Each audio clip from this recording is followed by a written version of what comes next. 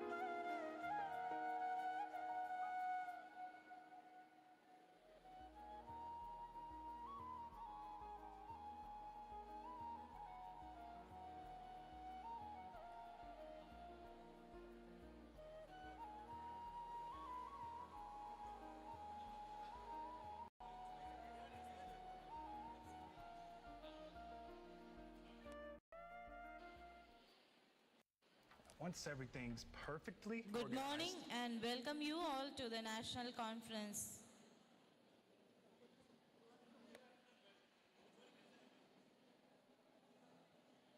So today you are all assembled here for the National Conference, so we request to maintain the silence so we'll be able to hear the sessions heartfully. So all the delegates, I request you to maintain silence in the auditorium.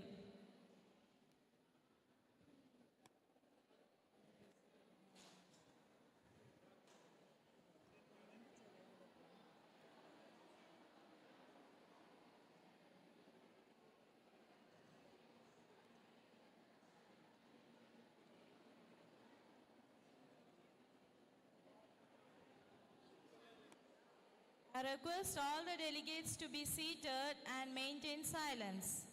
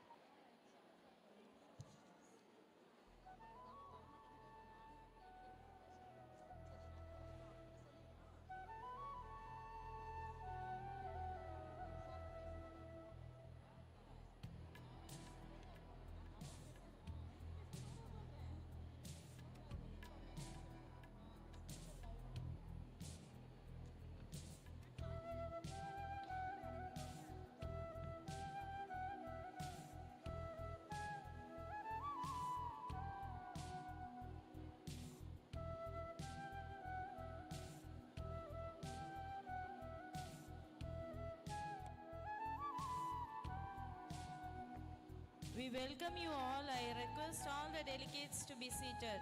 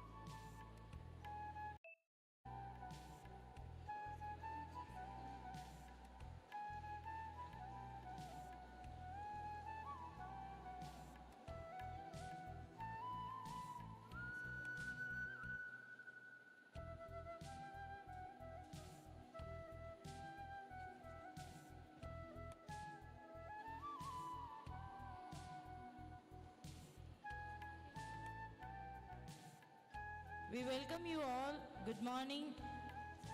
Good morning and warm welcome to one and all present over here. I request Dr. Raju P. Sir to be on the stage.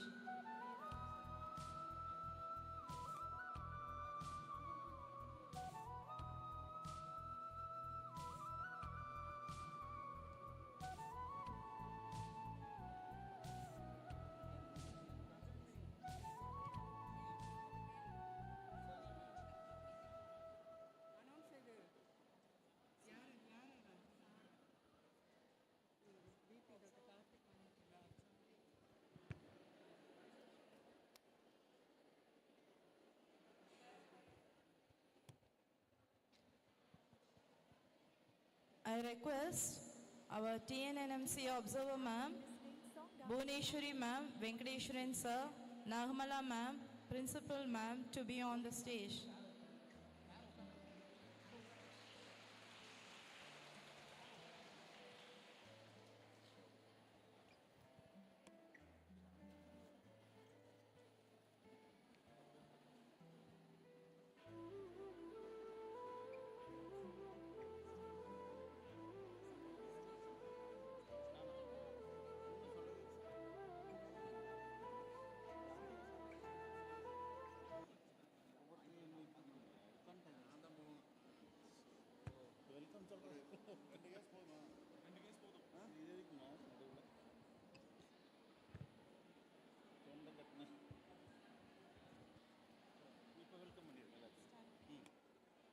Good morning and a warm welcome to one and all present over here. Education is the most powerful weapon which you can use to change the world. We roll down a red carpet of welcome to all the dignitaries, invitees, faculties and students on behalf of Kongunadu College of Nursing for this National Conference on Mental Health, Daunting Challenges and Beacon of Hope. To infuse our day with serenity and a sense of purpose, let's begin with a prayer. I call upon our college choir for the prayer song. I request all the dignitaries and gatherings to raise up for the prayer song.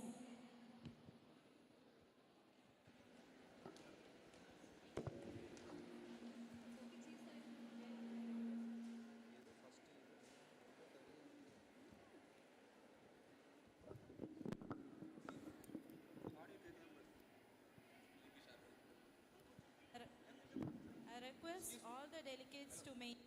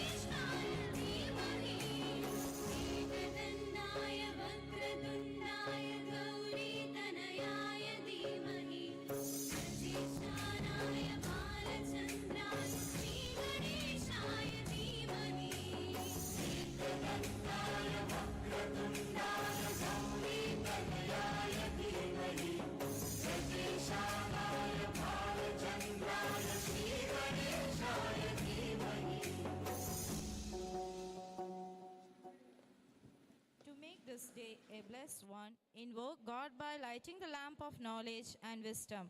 For seeking the choicest blessing for the same, I invite our admirable Managing Trustee, Dr. P. Raju sir, our Principal Dr. Josephine Jacqueline Mary ma'am, Professor Jabamani Sudha ma'am, Bhuvaneshwari ma'am, Dr. Venkateshwaran sir, to light the lamp and symbolically inaugurate this program.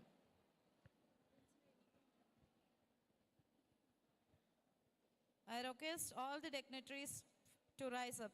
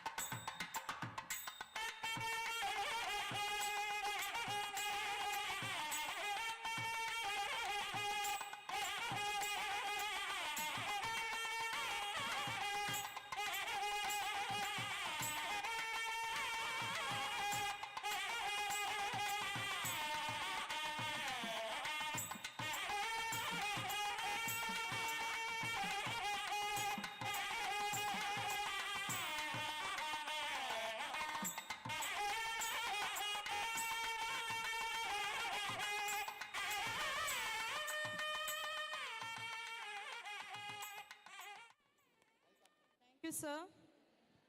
Let us now welcome the person known among all of us for her wisdom and knowledge, our Honorable Principal, Dr. Josephine Jacqueline Mary ma'am, to come forward and address our esteemed gathering.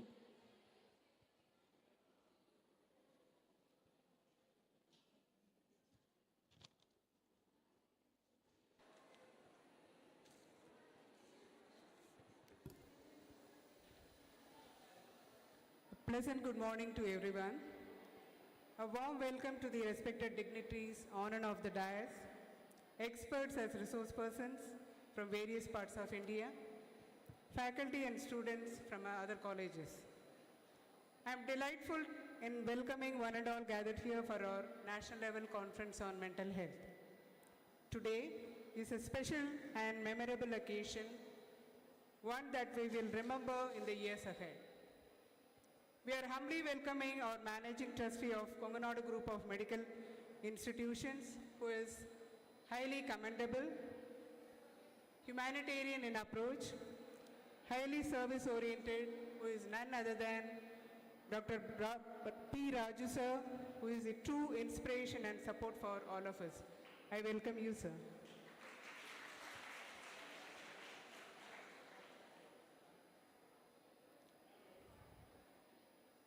I welcome our respectful trustee, Mrs. Vijayalakshmi Raju, a real force behind the founder of Kongunadu College of Nursing, who is in absentia. I welcome you, ma'am. I am very glad to welcome Dr. Karthik Raju, MS, who is a true motivator and true pillar of success for Kongunadu College of Nursing, who is in absentia. I welcome you, sir.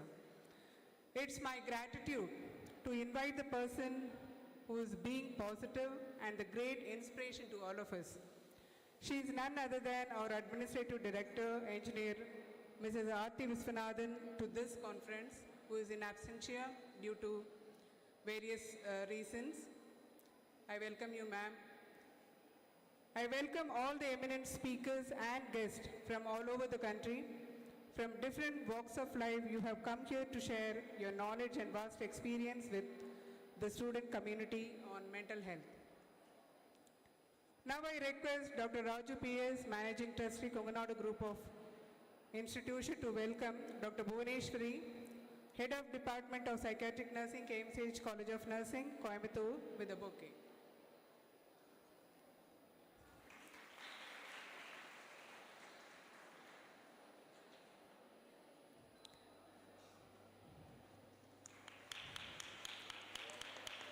Sir, you can remain standing. Next, I request to invite Dr. Venkateshwaran, Consultant Psychiatrist, Nachar Mind Care, Coimbatore, with a bouquet. I welcome you, sir.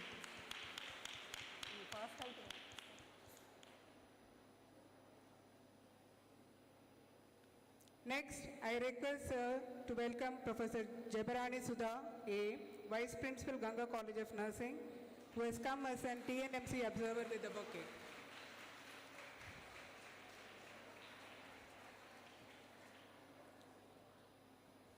I am indeed very happy to welcome our Vice Principal, Dr. Nagamala, and our all faculties and students for their hard work and support to make this conference through their hardship of every event.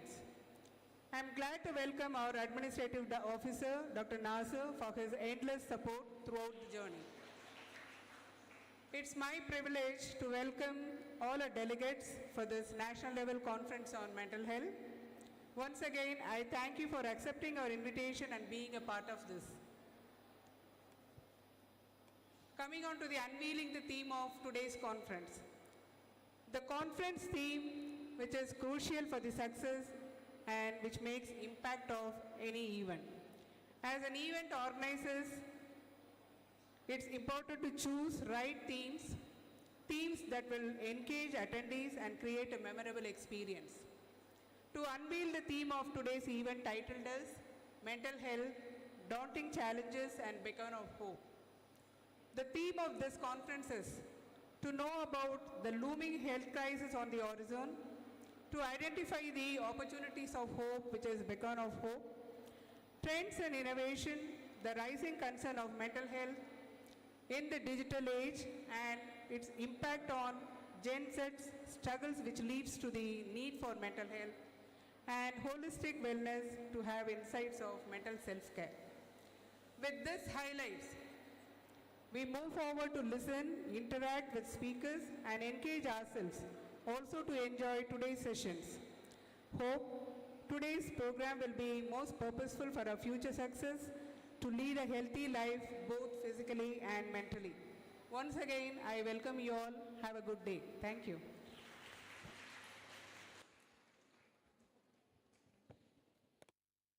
Thank you, ma'am. If your actions inspire others to dream more, learn more, do more, and become more, you are a leader. Now, I honor to invite our dynamic leader of Kongunadu College of Nursing, who is multifaceted personality. His support is a backbone for continuous growth of our institution. For his dedicated service, he has been awarded as Thanga Sadhanayalar of 2006, Vaira Sadhanayalar of 2008 by Bharatiyar Panpaatu Kazhagam, Doctor of Excellence by KG Hospital, and Raja Kalaignar of 2010 by Tamil Panpaatu Kazhagam, Vaina Sadhanayalar by Annai Arakatala in 2012, Lifetime Achievement Award by Tamil Nadu Dr. Medical MGR University in 2012. This renowned person has awarded as Kongu Maruthuva Medai in 2023. We are all fortunate to be shaped by him. I request our dignified Managing Trustee, Dr. P. Rajayamma sir, to address the gathering and preside over the function. எல்லோருக்கும் இனிய காலை வணக்கம். நேரம் கருதி எல்லாத்தையும் தனித்தனியாக அழைக்கிறதுக்கு நேரம் இல்லாததால் மன்னிக்கவும். மேடையின் மேல் அமர்ந்திருக்கும் அறிஞர் பெருமக்களே, மேடையின் கீழ் அமர்ந்திருக்கும் அனைத்து டெலிகேட்ஸ்களே, கொங்குநாடு நர்சிங் கல்லூரி மற்றும் கொங்குநாடு ஹாஸ்பிட்டலை சார்ந்த அனைத்து துறையை சார்ந்த நிர்வாகிகளே, ஸ்டாஃப்களே மற்றும் இந்த கான்ஃபரன்ஸுக்கு வந்திருக்கும் அனைத்து கல்லூரி மாணவி செல்வங்களே, உங்கள் அனைவர்களுக்கும் எனது முதற்கண் வணக்கத்தையும் நன்றியையும் தெரிவித்துக் கொள்கின்றேன். இந்த கொங்குநாடு நர்சிங் கல்லூரி இன்று ஒரு சீரும் சிறப்புமாக மென்டல் ஹெல்த்தை பற்றி ஒரு கான்ஃபரன்ஸ் ஏற்பாடு செய்திருக்கின்றது. அதுக்கு என்னுடைய பாராட்டுதல்களை அனைவர்களுக்கும் தெரிவித்துக் கொள்கின்றேன்.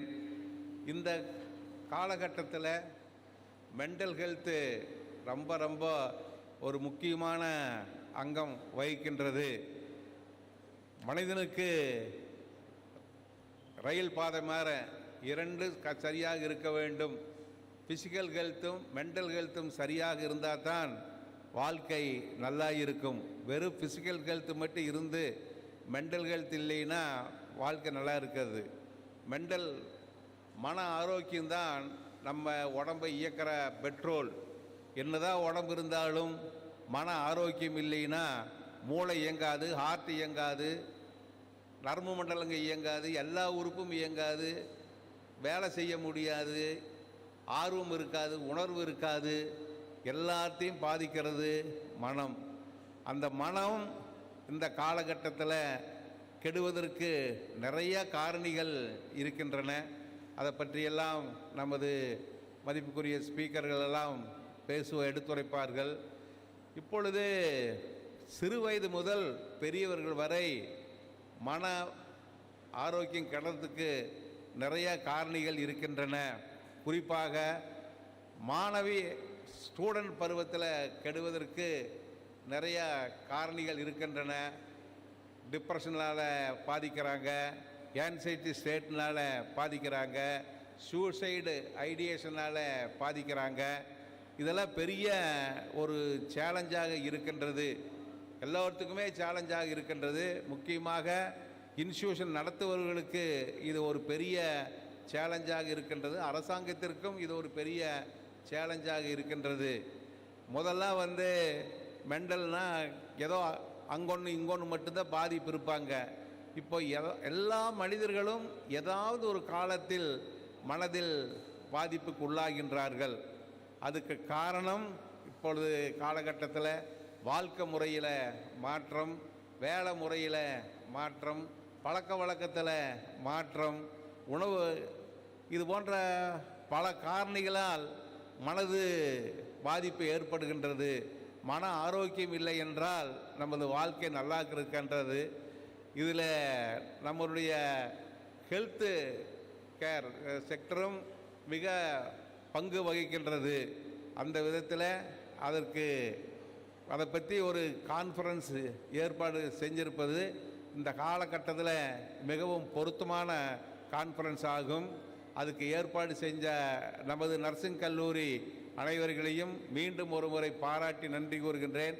இந்த கான்ஃபரன்ஸ் மிகவும் வெற்றியடைய என்னுடைய வாழ்த்துக்களையும் பாராட்டுதல்களையும் தெரிவித்துக் கொண்டு விடைபெறுகிறேன். நன்றி, வணக்கம்.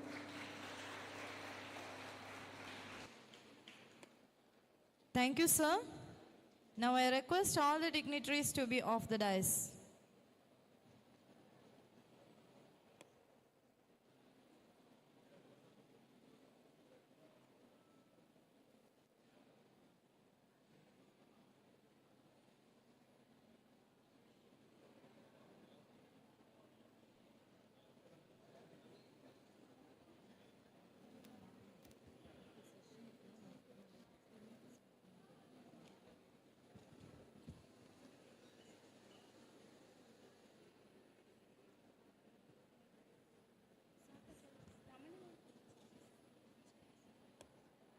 Fortunate to have with us today some distinguished speakers who noted personalities in our field.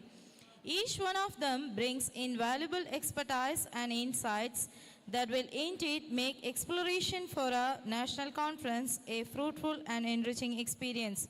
Without further delay, let's begin our journey of mental health, daunting challenges, and beacon of hope. It gives me an immense pleasure to introduce our first speaker of the session, navigating the mental health landscape by an eminent speaker, Dr. Venkateshwaram, a consultant psychiatrist, Nachiyar Mind Care, Coimbatore. He pursued his MBBS in 1992 at Madurai Medical College, got his diploma in psychological medicine in 1997, NIMHANS, Bangalore, completed his MD degree in psychiatry in 2001, NIMHANS, Bangalore. He worked as assistant professor, Department of Psychiatry, Sri Balaji Medical College and Hospital, Chennai, 2004. In 2007, as assistant professor, Department of Psychiatry, Sri Venkateswara Medical College, Pondicherry. In 2009, as assistant professor, Department of Psychiatry, Sri Balaji Medical College and Hospital, Chennai, 2009. He worked as associate professor, Department of Psychiatry, Tagore Medical College and Hospital, Chennai, 2011. Now he is doing private practice in Coimbatore and a visiting consultant to many hospitals and running his own mental health care establishment, Nachiyar Mind Care at Coimbatore. He has traveled to different community-based primary health centers as a part of community mental health unit at NIMHANS and also to medical camps organized by various non-governmental organizations, NGOs. We are proud to welcome Dr. Venkateshwaran sir for this section. Thank you.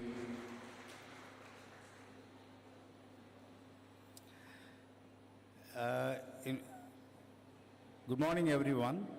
In fact, it's a very emotional moment for me because my journey started in Coimbatore as an unknown little private practitioner, and Dr. Raju sir was one of the person who has given me the first step into the private practice.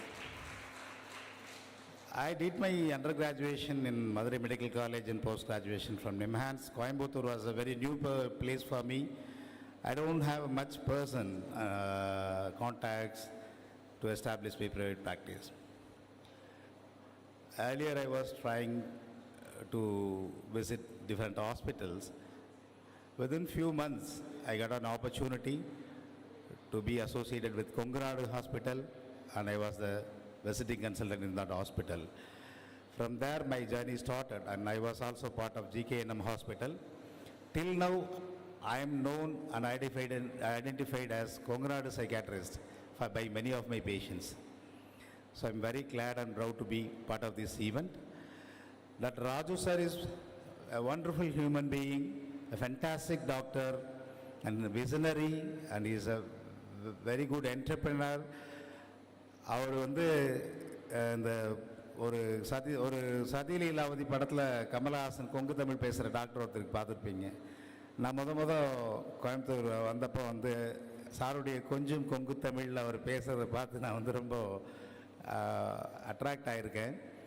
பேஷண்ட்ஸ்ட்டு மட்டும் இல்லை, எங்களை மாதிரி அவருடைய doctors எல்லாத்துட்டையுமே வந்து ரொம்ப வரடி கொடுக்குற மாதிரி அன்போடும் பிரியத்தோடையும் உண்மையான கனிவோடையும் அவர் அணுகுவார். ரொம்ப டாக்டர்ஸ் பேஷண்ட் ஃப்ரெண்ட்லி டாக்டர் அவர். நம்பி என்ன ஒரு விஷயத்துக்குனாலும் போகலாம், ஹெல்ப் கேட்கலாம், அந்த மாதிரி இருப்பார். டாப்பிக்கை விட்டுட்டு நான் ஒரு 2 நிமிஷம் சாரை பற்றி பேசிக்கிறேன். என்னுடைய மதர் அவங்களுடைய இறுதி காலத்தில் ட்ரீட்மெண்ட்டில் இருக்கும்போது கொங்குநாடு ஹாஸ்பிட்டலில் தான் அட்மிட் ஆகியிருந்தாங்க. அப்போ நான் அவங்களுடைய கன்சல்டண்ட்டு. நான் நியூலி என்டர்ட் கன்சல்டன்ட், மெடிக்கலிங் பற்றி கூட எனக்கு தெரியாது.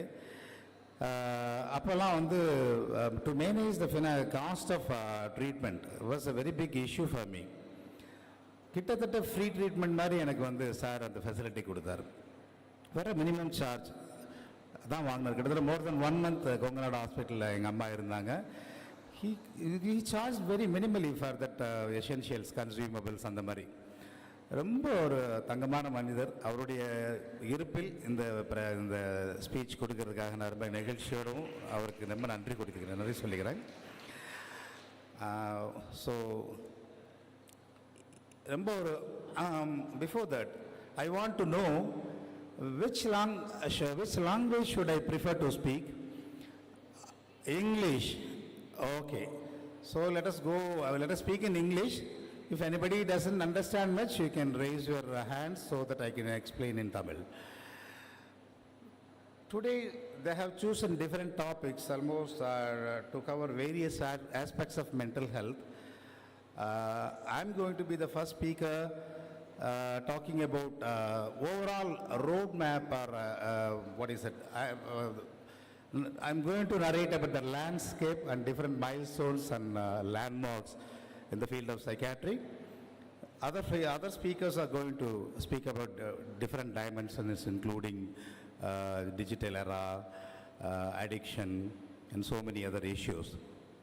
So mine is going to be an overview about the field of mental health.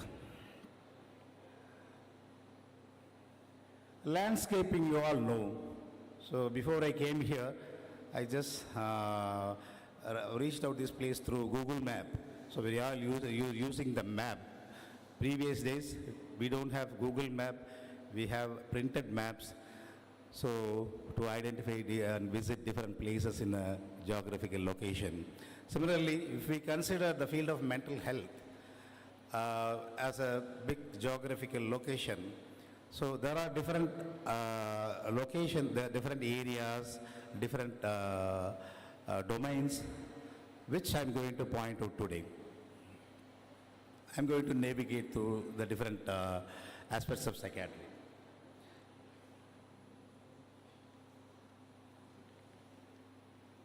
It's not working.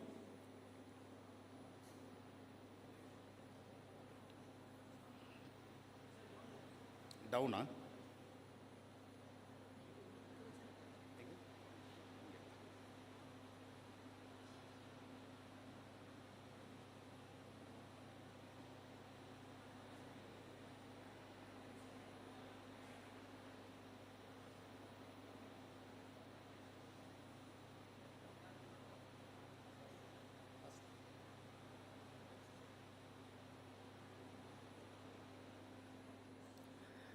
So I have designed my presentation like this. What is psychiatry? Who is psychologist and who is psychiatrist? What is the history of the mental health field? What are the different models of understanding the field of mental health? What are the different causes? What are all the different mental health symptoms? What are all the different kinds of mental illnesses which can happen to children as well as adults? And what are all the different treatment modalities? What is the role of nurses in the management of mental health issues? What are the recent advances in biological treatment as well as non-biological psychosocial treatment? This is what the outline I'm going to present. Considering the minimum amount which we have been given, I'll rush through the slides with minimum explanations. You can ask me questions after the completion of my presentation. We can have an interactive session. No. Previous slide. So psychiatry is a branch of medicine that deals with mental, emotional, and behavior disorders. Psychology is the study of mind and behavior. So psychiatrist is basically a medical doctor who completes his MBBS and does his higher education in psychological medicine, whereas psychologists, they study about psychology, developmental psychology, assessment and psychotherapies. These two are parallel sciences, but psychiatrist is a medical doctor. These are the differences. There are many other therapists are playing roles in the field of mental health practice. Psychiatrists, psychologists, social workers, nurses, occupational therapists, special educators. Similarly, many other people are working in the field. They have different roles based on different purposes. Next slide, please. So, once upon a time, psychiatry was not considered to be a medical field. So it was not considered to be a medical field. So in early 5th century BC, psychiatric illness were considered to have supernatural origin. They were considered as a curse from God for their sins. This made people to seek help from religious treatment rather than considering it as an illness of mind. In earlier days, those who have been affected by psychiatric illness, they have not been treated with kindness. They were considered to be witches. Okay? They were considered to be evil and bad elements. So they were beaten, they were restrained to some kind of an asylums. So there were no medical treatments available in earlier days. Later, due to scientific progress, it was found to be a medical condition. All those treatments developed later. Next slide, please. Next slide.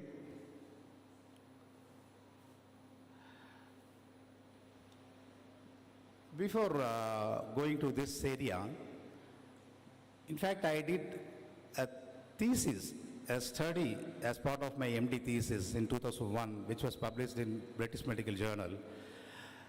I went to a temple and stayed there for 3 months. That temple is very popular for healing mentally ill people. So mentally ill people will be brought to the temple. Some kind of rituals will be done. They'll go out with different kinds of outcome. I measured in a scientific way and we published in British Medical Journal. So we have found that people's cultural belief play a major role in the healing process. I just want to mention that particular point in this juncture. So now we'll come how we can understand the field of mental illness or mental health. There are different models, like which I said, spiritual models. It is mental illness or wellness is being given by spiritual powers and moral characters. Once morality and value system decides one's illness or wellness. And the disease or medical or biological model,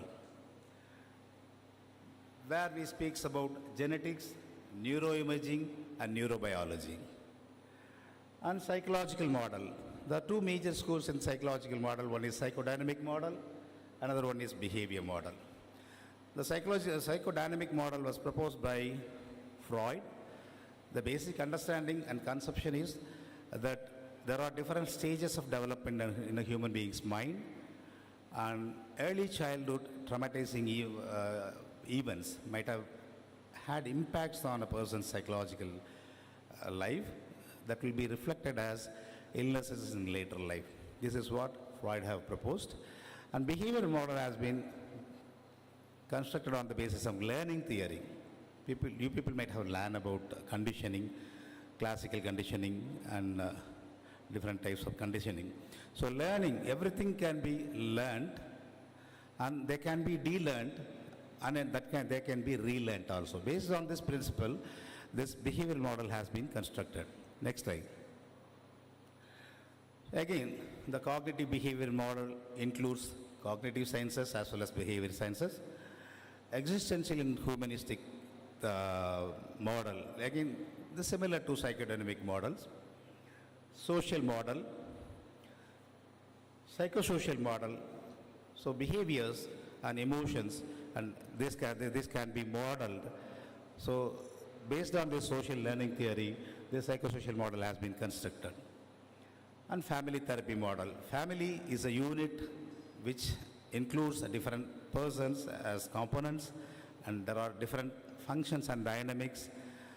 There are elements like roles, responsibilities, communications, and boundaries. So those things define a person's or the family's illness or well-being. Based on this principle, this model has been proposed. And biopsychosocial model, which is one of the popular, the main popular concept which currently we are following. We will discuss about this later.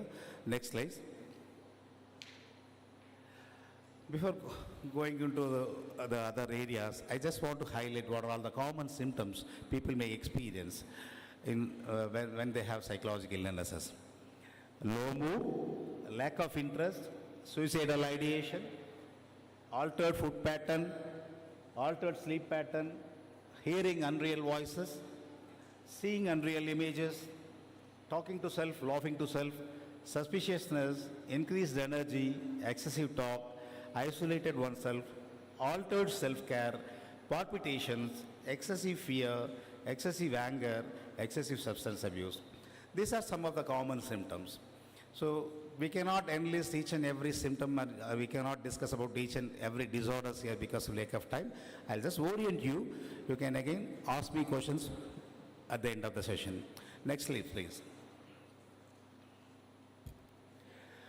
Let us talk about different kinds of mental illnesses, right from childhood to adulthood. Common mental illnesses in children. We can cluster them into three groups: developmental disorders, behavioral disorders, and emotional disorders.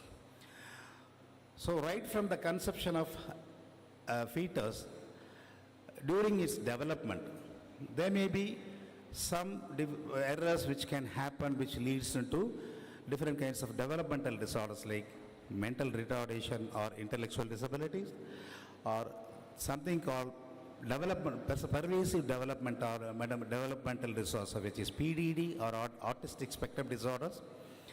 So they don't need to have low level of IQ, but they will be having difficulties in communication, socialization. So these are called autistic spectrum disorders. And reading and learning disorders. These are related to developmental dimension. And behavioral disorders, like conduct disorders.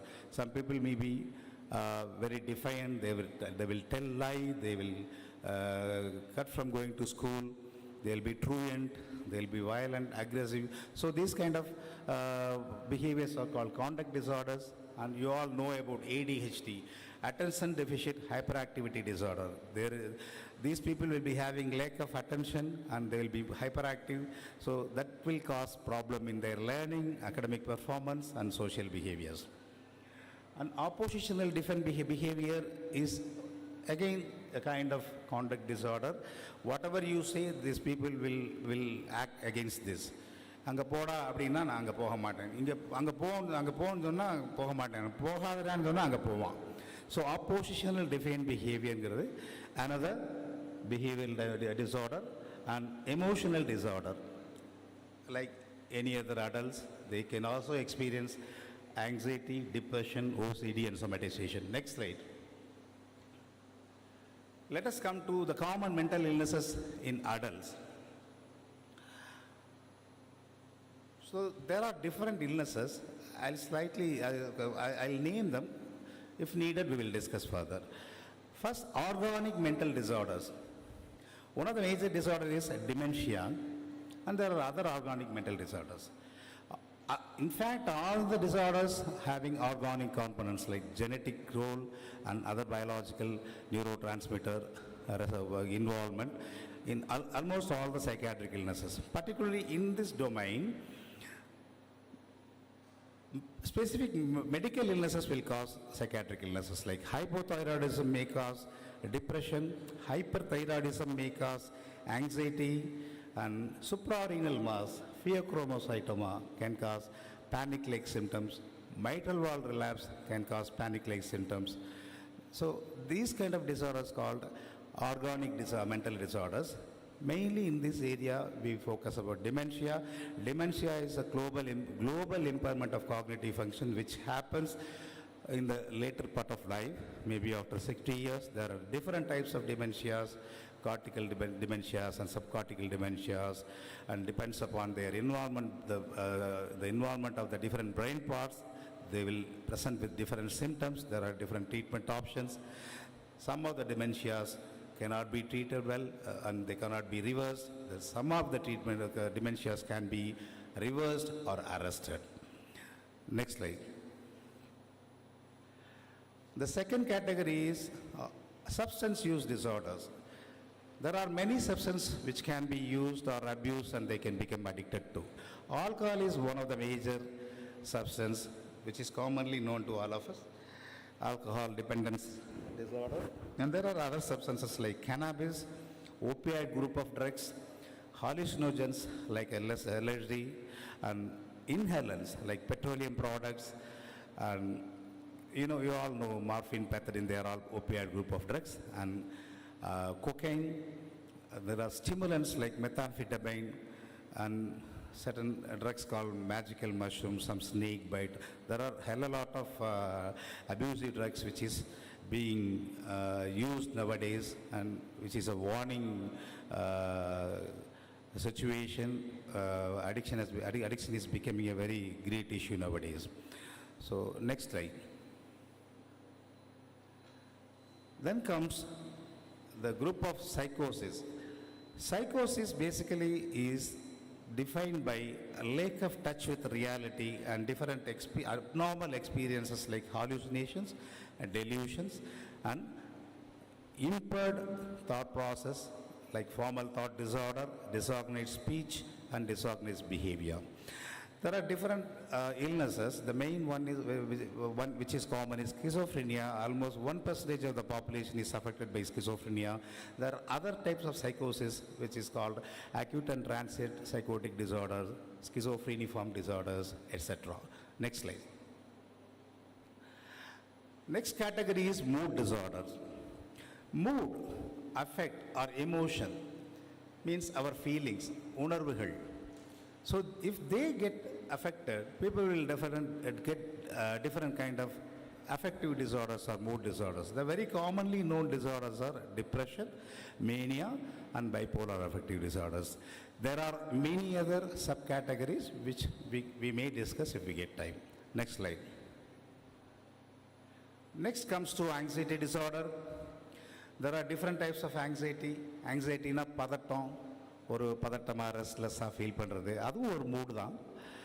So anxiety disorders also have multiple subcategories, and the very common disorders are GAD, generalized anxiety disorder, and panic disorder, and phobic disorders. Next slide. OCD, most of the people are familiar with this term, obsessive and compulsive disorder. Earlier it was categorized under anxiety disorders. Now it has a separate. Now it is placed exclusively, separatively in the diagnostic category. It has two major components, obsession and compulsion. Obsession is basically a thought, and compulsion is basically an act. The definition of obsession is recurrent, intrusive, irrational, ego-dystonic thought, fear, doubts, or imageries. Similarly, compulsion is an act, recurrent, intrusive, irrational, ego-dystonic act. Recurrent, திருப்பி வரும். Intrusive, நம்ம வேறு விஷயத்தில் மனசை செலுத்தினாலும் அது intrude பண்ணும். Irrational, இது rational இல்லை, மீனிங்லெஸ்னு தெரியும், பட் இருந்தாலும் அந்த தாட்ஸும் ஆக்டிவ் வரும். ஈகோ டிஸ்டானிக், ஈகோனா செல்ஃபு, சின்டானிக்னா ஈகோ செல்ஃபுக்கு பிடிச்சது, டிஸ்டானிக்னா செல்ஃபுக்கு பிடிக்காதது. So ego dystonic thought act, these are called obsessive compulsive disorder. Next slide please. Then comes illness anxiety disorders. This is a new terminology in the new classificatory system. Earlier they have been clustered under somatization, hypochondriasis, and dissociation. Now they all clubbed together under illness anxiety disorder. Basically, in this disorder, people worry about their health and illness. In somatization, the predominant symptom is a pain or some somatic symptom, which has no organic reasons. All medical tests will be normal, but they will be keep on complaining some pain and other symptoms. Their focus is on the pain. This is called somatization disorder. Whereas in hypochondriasis, the person believes that they have an illness. In spite of doing different kinds of tests, visiting different kinds of doctors, they will not get convinced. They keep on doubting that there is something which is being missed. And I have an illness which the doctor is failing to find out. This particular condition is called hypochondriasis. Dissociation, again the somatization dissociations are basically defense mechanisms of a normal human mind. Soma means body, somatization means udal purvamadal, somatization. When there is an intolerable pain or emotional conflict, unresolvable conflict, the mind will express the distress through physical means, that is somatization. Whereas when the mind expresses their distress through deviating from one plan of consciousness to other plane of consciousness, that is called dissociation. இங்கே தான் faint ஆகிறது, fits மாதிரி மயக்கம் போட்டு விழுகிறது, pseudo Caesar, இதெல்லாம் dissociation. Possession attacks, திடீர்னு சாமி வந்த மாதிரி வேற ஆள் மாதிரி நடக்கிறது, இதெல்லாம் பொசஷன் அட்டாக்ஸ்னு சொல்லுவோம். Next slide, please. Next comes to stress-related behavior. So, we will later discuss about biopsychosocial concept. We have already mentioned it. For the development of any physical or mental illnesses, there are different factors, biological factors, psychological factors, and social factors, which club together and trigger the development of any wellness or illness, particularly in the field of mental health. So, in any illness, there is a role of biological factors, psychological factor, and social factor. Social factor is like stress. But specifically when some illnesses develop due to stress, they are called as stress-related disorders. Acute stress reaction, when some stress happens, the people will immediately react in certain patterns. They will become panicky, they will become restless. These kind of conditions are called acute stress reaction. And then PTSD, post-traumatic stress disorder. The stress happens, then the person somehow copes with this. Over a period of time, he will not be able to come out of that stress. That the stress-related thoughts and content and that memory will keep on coming and causing emotional disturbance and behavioral disturbance and functional impairment. These people will be having nightmares, flashbacks. So this condition is called PTSD, post-traumatic stress disorder. Then comes adjustment disorder. Again, these people will experience either depression or anxiety or anger issues, conduct disturbances, or mixed emotional and conduct, mixed anxiety and depression. But the content of the emotional disturbance is relevant or related to certain particular conflict issue, some stress issue. This is called adjustment disorder. Grief reaction is also an adjustment disorder. Grief happens when a person loses something. Loss of loved ones, whether it is human beings, pets, or some objects. ஒரு பேனா ரொம்ப பிடிச்சிருக்கும், அது தொலைஞ்சு போச்சு. ஒரு mobile ரொம்ப பிடிச்சிருக்கும், அது தொலைஞ்சு போனால் கூட people can experience grief. Grief generally happens in some stages. When somebody loses something, they'll first experience shock. Then they'll develop denial. இல்லை எனக்கு லாஸ் ஆகலை அதுன்னு நினைப்பாங்க. Then they develop anger towards the lost object. என்னை விட்டு எப்படி போகலாம், somebody dies, என்னை விட்டு எப்படி போகலாம், நீ இல்லாமல் இந்த உலகத்தில் நான் எப்படி இருப்பேன். So they will develop anger towards them. Then they develop regret or remorse or guilt, anger towards their own self. நான் எதாவது பண்ணியிருக்கலாமா, if I have done something I could have saved them. So they develop guilt towards themselves, they develop anger towards themselves. Some point in time, later they develop helplessness. Lost is lost. I'm helpless, I don't know what to do. After the helplessness, they will develop depression. Once the depression is crossed, then comes the resolution. They will overcome all the negative mood and they will be back to their normal self. This is the normal grief phases. When the grief reaction is very common, everyone will experience that. But when somebody experiences it in a very morbid level, in causes and pathological, dysfunctional influences in a person's life, then it is considered as a disorder and it is being treated. Next slide. And there are biological functions like sleeping, eating, and sexual functions. In all these domains, if there is some abnormality, they can be grouped under disorders like sleep. You all know there are different types of sleep, NREM sleep and REM sleeps. In NREM sleep, there are 4 stages. REM sleep, rapid eye movements.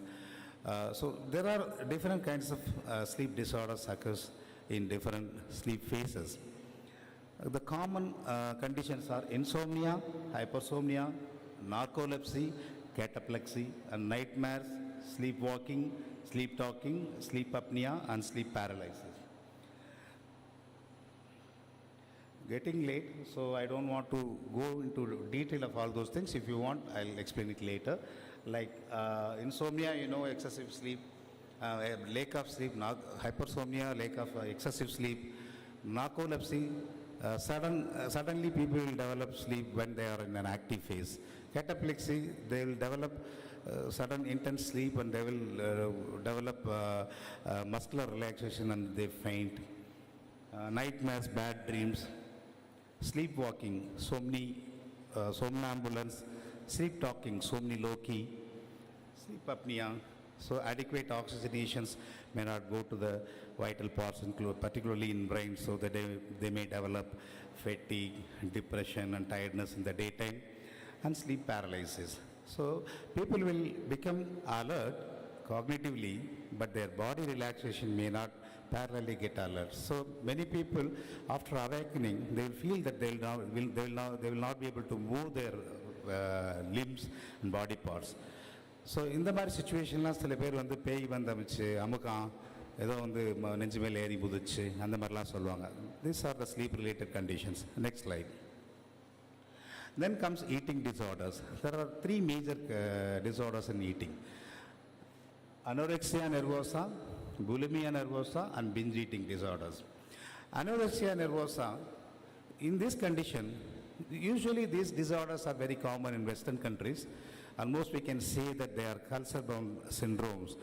These are not very common in our culture, but however, we need to know that. So in anorexia, generally happens more in women. They are very conscious about their body image. They want to remain thin. They believe that being thin is more beautiful. Getting obese will make them more ugly. So they will restrict food. If at all they take food, they will vomit, they will use diuretics and laxatives to excrete whatever food they have. So they become more thin. Because of the malnutrition, there may be hormonal imbalances. In females, there may be delay of puberty or amenorrhea in the people who have already attained puberty, and secondary sexual characters will be affected. This is called anorexia nervosa. In bulimia nervosa, they will take more food and again they will use vomiting and purging to nullify that effect, but they usually appear more obese. And binge eating disorders, they eat heavy foods in binges. Other times they will be normal and suddenly they will eat binge foods. These 3 disorders are more common in eating disorders. Next slide. Next slide. Then comes the sexual functioning. Again, sex is again a biological function. Let us come to the sexual response cycle. In a normal human being's sexual activity, there are 4 stages. when a male and female see and gets attracted and involved in sexual life, they undergo 4 stages. This is called sexual response cycle. One is desire, second one is arousal, third one is orgasm, and fourth one is resolution. This is common to both genders, males and females. Disorders can happen in all 3 stages, all 4 stages. There are disorders of desire like sexual desire disorder, sexual aversion disorder, disorders of arousal like sexual erection dysfunction, or what is it called? In females, they may not get excited, they may not get secretions, so they may not be involved in sexual activity. And orgasmic disorders, premature ejaculation or prolonged ejaculation or anorgasmia, these are all called orgasmic disorders. And resolution, usually after a sexual act, there should be some rest. Some people will not be able to reach that resolution phase. The erection continues prolongedly, called priapism. Some people, the resolution may be too long, so the person may not be ready for the next sexual act. So these are all the disorders of sexual response cycle. And comes the sexual deviations. So there are different categories like fetishism, voyeurism, sadism, masochism. So people will get sexual pleasure out of using one person's or the opposite sex person's inner garments, or even chappals and footwears. And some people will get excitement through watching pornography or observing other people's private activities. Some people will get pleasure by torturing, inducing pain to the sexual partner. Some people will get pleasure by making themselves painful and get more pleasure. These are all called sadism and masochism. These are all sexual deviations. And comes gender identity disorders. Now, most of you might have heard about this LGBT, lesbianism, gay, bisexual, and transgender. So they are all clustered under LGBT, and there are some more subcategories are being added in this. So generally a male who is born with a male body feels himself as a male. Similarly, a female feels himself as a female. But unfortunately, in certain conditions, a person born as in a male appearance feels as a female inside. Similarly, a person born in a female body feels as a male due to so many reasons, genetic reasons, hormonal reasons, and psychosocial and learning reasons. And then they will end up having gender confusions and confusions in sexual preferences. Generally, it creates distress in the person's personal life as well as social life, family life. Earlier, these things have not been understood properly. Nowadays, there are more awareness and they are understood as medical issues. It is not that person's moral weakness. The design of that person's sexual orientation is such that it is the nature's design. It's not somebody's fault. So acceptance is becoming more towards understanding these gender identity issues now. Next slide. Then comes personality disorders. We generally cluster, there are different classifications to understand personality. For a common understanding, we cluster them into 3 major clusters. Cluster A, and Cluster B, and Cluster C. Cluster A is called odd and eccentric personality. Cluster B is called dramatic personality. Cluster C is called anxious personality. Under Cluster A comes schizoid personality, paranoid personality, and Cluster B comes histrionic personality, antisocial personality, and emotionally unstable personality or borderline personality. Cluster C, anxious personality, obsessive compulsive personality, and dependent personality. We all have some or the other traits belongs to all these 3 major clusters. Everyone has some traits. When it goes beyond a limit and causes distress to the self as well as to the immediate others and affects their overall functioning and mental well-being, we call it as personality disorder.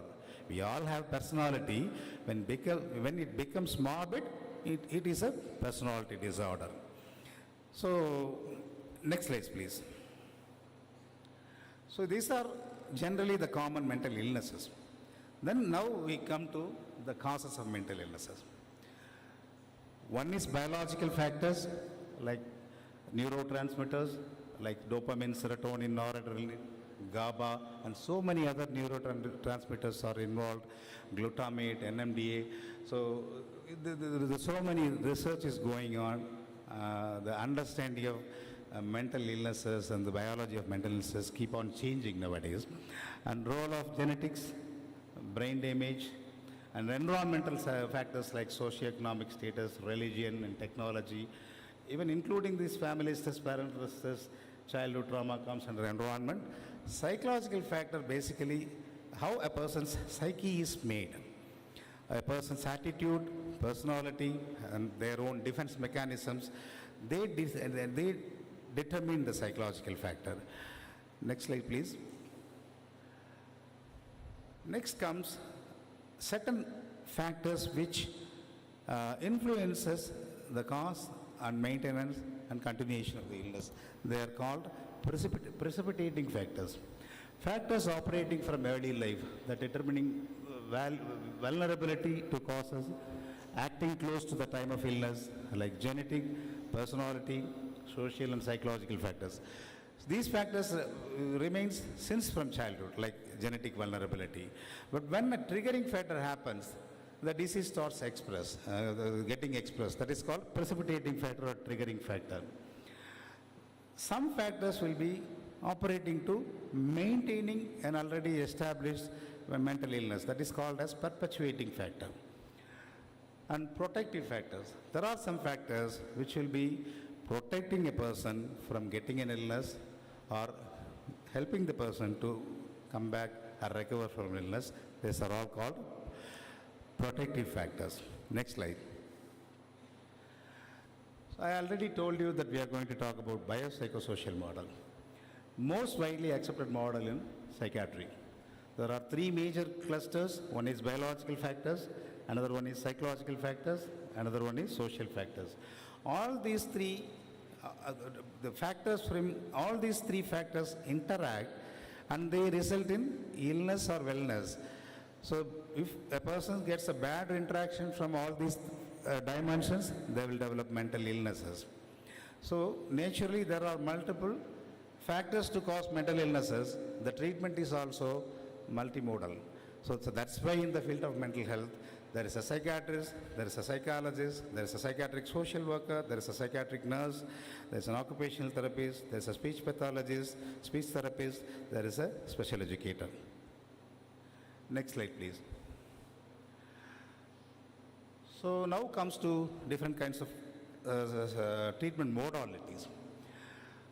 They are broadly classified under somatic or physical therapies, psychological therapies, and basically these two domains. The others are milieu therapy, therapeutic community, and activity therapy. Next slide.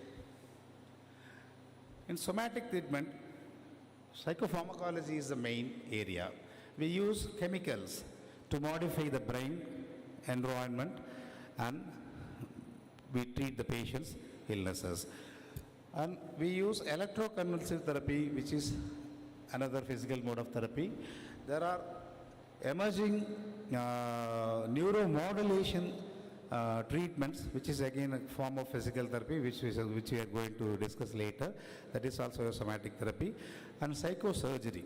In certain particular conditions like obsessive compulsive disorder and some other conditions, surgery is done in refracted patient to treat. But that is not very commonly practiced, but that is available. Next slide, please. So for psychopharmacology, the commonly used drugs are antipsychotics, antidepressants, mood stabilizing drugs, anxiolytic and hypnosedatives, and anti-Parkinson drugs, and other miscellaneous drugs. Next slide. Before going into other types of therapeutic approaches, I highlight the role of nurses in the management of psychologically ill people. So guidelines for nurses related to medical or mental health care. Nurses should administer any drug only with a written order. Consult a doctor when in doubt. All medications given must be charted on the patient's case record sheet. Always address the patient by name and make certain of his identification. Do not leave the patient until the drug is swallowed. Particularly in the mental health field, medicine sometimes people may not swallow. They they'll keep it under their tongue and they spit once you leave the place. So stay back and make sure that the drug is swallowed. And do not permit the patient to go to bathroom to take the medicine, again for the same reason. Do not leave the tray within the reach of the patient. Medical tray overdose. So those things can be avoided. And bottles should be tightly closed and labeled. Next slide.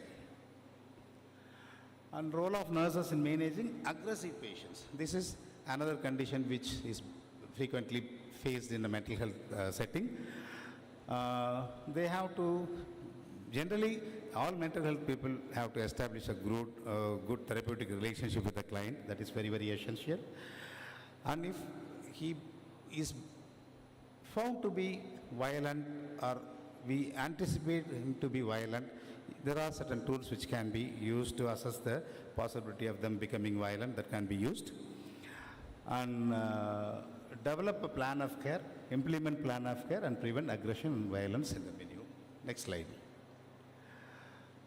So action for assessment. If the patient is believed to be potentially violent, the nurse should implement appropriate clinical protocol to provide for the patient and staff safety, notify co-worker. But immediately we have to inform and alert other people for support. Obtain additional security if needed, assess the environment and make necessary changes, notify the physician and assess the need for injections. Generally, psychiatric illness, psychiatric setting, when we see patients, we should try to place ourselves near the door. If suddenly a person becomes violent, we should have to find a way to get out of that place. Patient violent, there are occasions people stab people, they strangle people. There are some incidents which happen where the nurses or doctors got killed. They have got killed. So, alert gate door if you expect some violence, you should be ready to get out of that place. Slide, but I have to tell you, there are some common injections which are used when the patient becomes violent. Injection haloperidol short acting, which is commonly known as Serenase. The brand name is Serenase. Haloperidol 10 milligram intramuscular or intravenous, and Phenergal. And the third one is injection lorazepam. These three drugs are very commonly used to sedate the patient. Next slide, please. And again, this is about how you can communicate to the patient, like present a calm appearance, speak softly, speak in non-proactive and non-judgmental manner, speak in a neutral and concrete way, put space between yourself and patient, show respect to the patient. These are all some common attitudes and practices which we have to follow when we handle any client, particularly psychological clients. Listen to the patient and avoid early interpretation. You should not make into judgments before proper assessment, and you should not be authoritative. An authoritative gesture sometimes make the patient to be perplexed, or they may react back to you. They will become resistant to your intervention. So you have to be neutral and non-judgmental. And don't make promises that cannot keep, because it will affect your trust issue. So you're going to handle the patient if he's going to be an inpatient for some period of time. If he starts mistrusting you, then they will not cooperate for treatment. Next slide. Then another condition nurses frequently have to play a major role is the treatment called electroconvulsive therapy. This is very commonly known as shock treatment. This is introduced by Bini and Serletti. இது வந்து ஒரு serendipitously identified treatment modality. Some people who have psychosis, when they develop seizures, they are found to have improvement in their psychotic symptoms. It's an accidental finding. So the scientists or doctors have tried different mechanisms to induce fits by using different techniques like camphor, sodom. இதெல்லாம் use பண்ணி fits கொண்டு வரதுக்கு முயற்சி பண்ணாங்க. They experienced positive results. But over a period of time that has been fine-tuned and they started using electrical stimuli. So electroconvulsive therapy is the artificial induction of a grand mal seizure through the application of electrical current to the brain. Electrodes that are placed either bilaterally, bifrontally, or frontotemporal region, and unilaterally in the non-dominant side. So, unilateral therapy techniques are so they are placed in those places. And parameters of electrical current applied, voltage is 70 to 120, and duration is 0.7 to 1.5 seconds. Next slide. So there are two types of ECT. One is called direct ECT, another one is called modified ECT. Do you have time, madam? Okay. So direct ECT means ECT is directly given to the patient without giving any sedation or anesthesia. That is a bit rude treatment. The patient becomes aware of the treatment processes. They may be feeling painful. So initial days only direct ECTs were given. Later that have been modified, and now we are using anesthetic agents, and we sedate them, we make them relax, so the person doesn't feel the process of electroconvulsive therapy. So mechanism of action possibly affects the catecholamine pathways between the encephalon and limbic system. And generally ECT is given this frequency once in two alternate days we give. So 3 times per week, and number of ECTs generally in a given stretch we give minimum 6 or maximum 10. Sometimes we go up to 25, depends upon the need. If we think that the ECT is the main treatment which is helping the person, we give maintenance ECTs, like once in a month, once in a week, once in 2 months we give maintenance ECTs. Next slide. So what the nurse have to do before the ECT, pre-treatment evaluation, as informed consent has to be taken first. Assess baseline vital signs. Patient should be on empty stomach for 4 to 6 hours prior to ECT. Withhold night doses of drug which increase seizure threshold like diazepam, barbiturates and anticonvulsants. Because the treatment is aimed to induce seizure, the drugs which can increase seizure threshold may prevent seizures. So like anticonvulsants and benzodiazepines, so they have to be withheld in the night time. Some drugs like lithium, they can induce confusion, so lithium also have to be stopped. Some drugs like clozapine, again they will reduce seizure threshold, so there may be extra seizure duration, so clozapine also have to be stopped before the treatment. And any jewelry, prostheses, dentures, metallic objects should be removed from the patient's body. Because while patient are throwing seizure, they may injure themselves. Already existing fractures may worsen, and disc compression may worsen. Those things have to be screened before the treatment, before we start the treatment. Fractures, denture, loose dentures, they all have to be removed. Taken into consideration before give ECT. Next slide. So intra-procedure care. Place the patient comfortably on the ECT table in supine position. Assist in administrating the anesthetic agent like thiopental sodium and muscle relax and succinylcholine. Mouth gag should be inserted to prevent possible tongue bite. During seizure monitoring, vital signs, ECG, oxygen saturation, EEG have to be monitored. Next slide. And post-procedural care, monitor vital signs, continue oxygenation till spontaneous respiration starts, assess for post-ictal confusion and restlessness, take safety precautions to prevent injury, and side-lying position. If patient develop any secretion, if you keep them in the sideline, the secretion will go out, otherwise there is a possibility for aspiration. And use suction when it is needed. Next slide. Okay, then come to different kinds of psychotherapies. There are many lists of psychotherapies which have been enlisted here.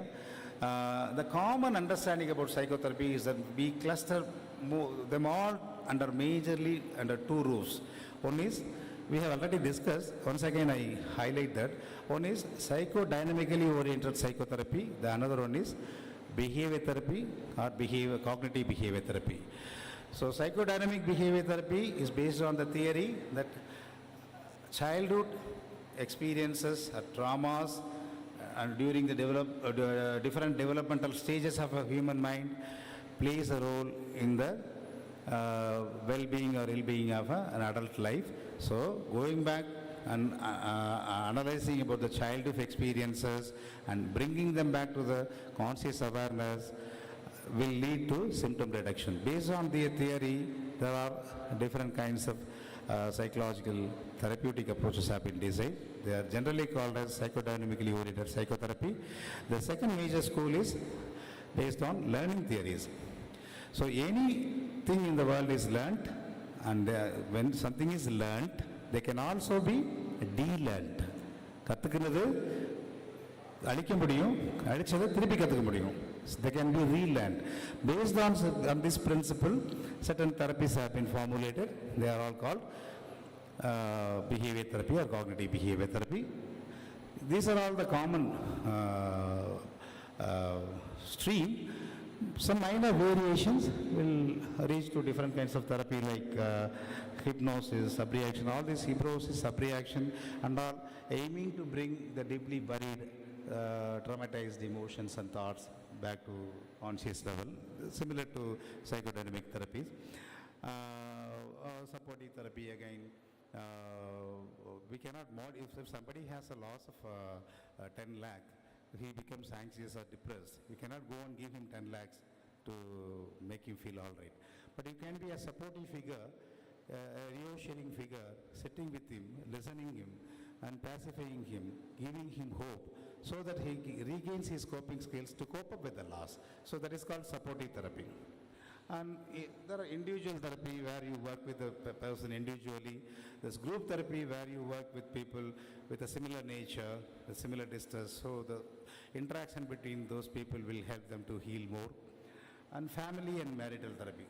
So usually there are a lot of problems can happen in family and between couples. There are different types of psychotherapeutic methods available to help them. Next slide. So again, behavior therapy I have mentioned, and some of the behavior techniques which are used is systematic desensitization, flooding, relaxation technique. There's something called JPMR, Jacobson's muscular relaxation technique, which many of you might have been aware of. So aversion therapy and reinforcement therapy. If you want, we can discuss it elaborately later. Next therapy, and next slide. Hypnosis, again the same, bringing the deeply buried emotion to the consciousness. We sometimes use drugs to induce hypnosis. Sometimes the most suggestible people, we can make them go into trance even without medication. Hypnosis earlier was called as mesmerism. It was popularly highlighted in the therapeutic, in the academic area. Nowadays, it losing its popularity. So, not many medical schools teach us hypnosis. Not many medical practices of psychiatrists are practicing hypnosis because nowadays the research says actually the hypnosis benefits are equivalent to placebo effects. So, this is for an academic interest I am mentioning about hypnosis. Next slide. Then individual psychotherapy and supportive therapy, which I have already discussed. Next slide. Next slide. Next slide. Group therapy, I have already told you, people select people who are emotional, meet in group, guided by trained therapists and help one another affect personality change, and therapeutic factors involved in group therapy, sharing experience, support to unformed group members, socialization, imitation and interpersonal learning. Next slide. There is one interesting therapy called dialectical behavior therapy, which is mainly used in the treatment of borderline personality disorders. Dialect means combining opposite ideas. DPT focuses on helping people accept the reality of their lives and their behaviors, as well as helping them learn to change their lives, including their unhelpful behaviors. It is developed for the treatment of borderline personality disorder. Next slide. Then this domain, occupational therapy. This is actually an interesting area which is very not used to its full potential in the treatment arena, but it has a major role to play in the recovery of psychiatric legal patients. Any illness will leave its impact and damage into a person. If a cerebrovascular accident happens, if a stroke happens, they will develop deficits. Similarly, if a viral infection happens, they develop post-viral asthenia, fatigue, other bodily symptoms. Similarly, psychiatric illnesses will leave major deficits in a person's functioning. There is deficits in cognition, the deficits in socialization, deficits in communication. So all these things can be identified and they can be reversed by using different kinds of occupational therapy inputs. Next slide. So new developments, recent advances, I'll mention in two domains. One is biological, another one is non-biological. There's something called direct current stimulation. They use, it is not ECT, we don't need to sedate the person. We use minimum dose of current. The electrodes are placed in certain places. It is given in multiple sessions. They help in treating depression, anxiety, and schizophrenia. The another one is RTMS, transcranial magnetic stimulation. This uses magnetic field to induce changes in the brain. This is also used in the treatment of different psychiatric illnesses. These are all called neuromodulation therapies. There's a lot of research and development is going on in this field. In future, mostly many more neuromodulation therapies will be on the pipeline. Next slide. Again, this magnetic seizure therapy is also using magnetic stimulation. People aim to cause seizure. Again, it's similar to ECT. And the other one is vagal nerve stimulation. This is used in the treatment of certain psychiatric illnesses. It is a surgical procedure. We approach vagal nerve and we place an electrode and we continuously stimulate. It results in some therapeutic outcome. Next slide. And deep brain stimulation. Again, we go into the brain area, certain brain area. Before we do that, you all know there are functional imaging like SPECT, PET, and there are different imaging techniques which are used in research, not generally in the clinical practice. Certain brain areas are found to be involved more in certain psychiatric conditions. We identify the places, we place electrode in these places and modulate or modify its brain function. This is called deep brain stimulation. Next. So in the non-pharmacological treatment, there are different types of treatment like psychotherapy and all those things. After that, we have to, for some people, they need rehabilitation. Different types of rehabilitation. When a person is admitted and treated, before he goes back to his home, he may not be fully equipped to go back and live in a home. So for that, we need certain places called halfway homes. Is before going into the actual home environment, they reach us this place, getting trained and prepared to go and live a normal life in a home. So this is called halfway home. The other one is next one. Here they are being trained for self-care, cooking, communication, and occupational skills, etc. Next slide. This therapeutic community is a concept where the patient and the therapist all live together in the same place. The psychiatrists, psychologists, social workers, occupational therapists, as well as therapists. It is again a rehabilitation kind of a treatment, but here it's not that doctor or therapist visit and see the patient and goes. All people live in the same roof. So living in a same roof will help in developing therapeutic relationship, and it helps the therapist to understand and observe the patient in a even more meaningful and better way, so that they can use their therapeutic skills to modify their behavior. Next one. So nowadays, due to technical advance, we use telepsychiatry as one of the major mode of consultations. We use telephonic consultations, video consultations. So it helps people to minimize their visits to a hospital. They cut down their expenses. They don't need to take leaves. They need to spend for car. So consulting a doctor becomes more easy nowadays and more economical and cost effective. So this is being widely being used nowadays. Next. There's one thing called assertive community treatment, which is very frequently and effectively practiced in Western countries, where the mental health mainly treatments are mainly given by the government setting.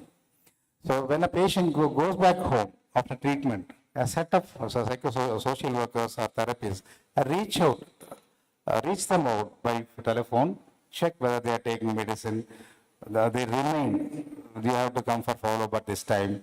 Sometimes they visit the patient's home, make home visit, and assess their family environment at their home and help them to follow the treatment and modify if there is any problems at home.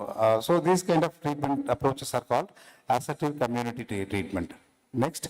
And in our setting, it is very difficult to follow this because we need extra manpower. In private settings, it is very difficult to do that. We have minimum amount of community, assertive community treatment we are also doing.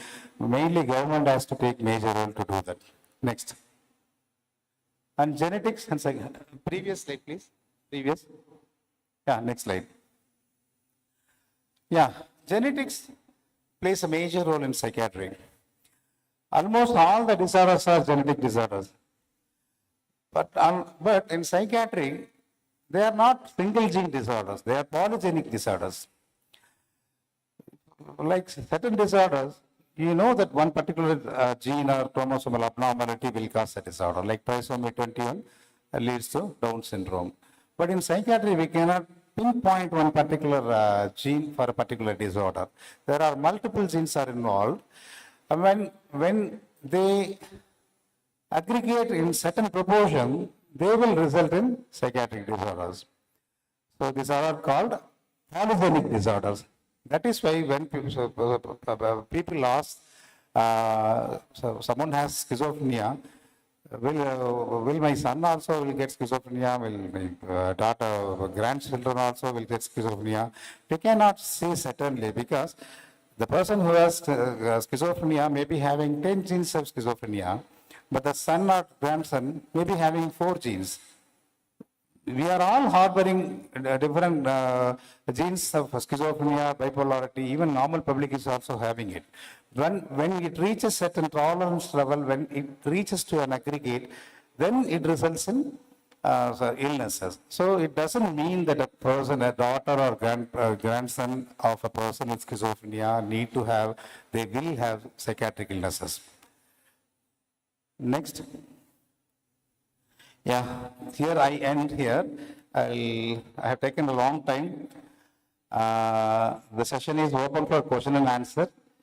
You people can ask me if you have any question, I'll clarify.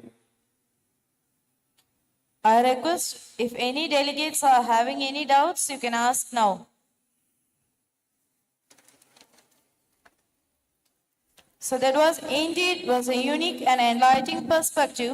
We deeply thank for sharing such valuable insight. Thank you, sir. Thank you very much for the opportunity. Next slide.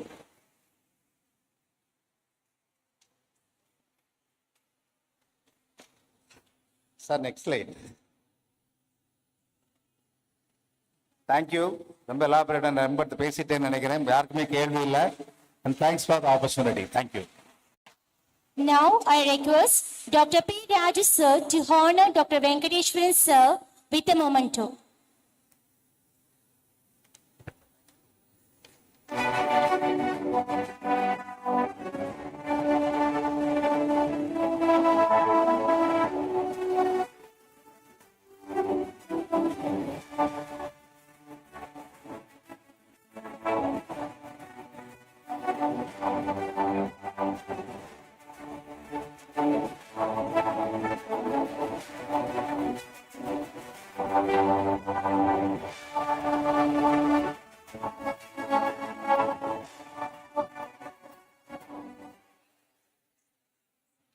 Dr. Venkateshwaran is a eminent psychiatrist and is a wonderful speaker.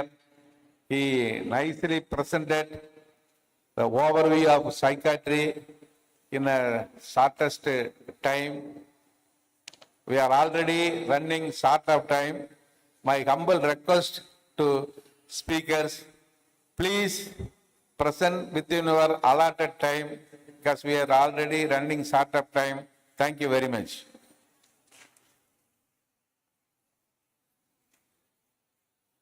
Moving ahead, we will now proceed to our next session by an eminent speaker of the day, Dr. Bhuneshwari Ma'am, HOD Mental Health Nursing, KMCH College of Nursing, a renowned expert in our field. She pursued her undergraduation from RVS College of Nursing in 2001, obtained post-graduation from Meenakshi College of Nursing in 2007, got post-certificate course in cardiac care nursing from Medvarsity Apollo Hospital in 2004. Completed her doctorate nursing in 2020 from National Conservatorium for PhD in Nursing by Indian Nursing Council in collaboration with Rajiv Gandhi University, Bangalore. She started her career as a staff nurse in Apollo Hospital, Chennai for 2 years and worked as an assistant professor, JSS College of Nursing, lecturer in RVS College of Nursing. She also worked as a lecturer and sister tutor in College of Nursing, Jipma, Puducherry, till 2022 and now been Professor cum HOD in KMCH College of Nursing, Coimbatore. She published around 12 papers in index journals and one in Scopus Index Journal and been a resource person for various conferences. We look forward to Dr. Bhuneshwari Ma'am's presentation on mental health, a crisis on horizon. We welcome you, ma'am, onto the stage for the presentation.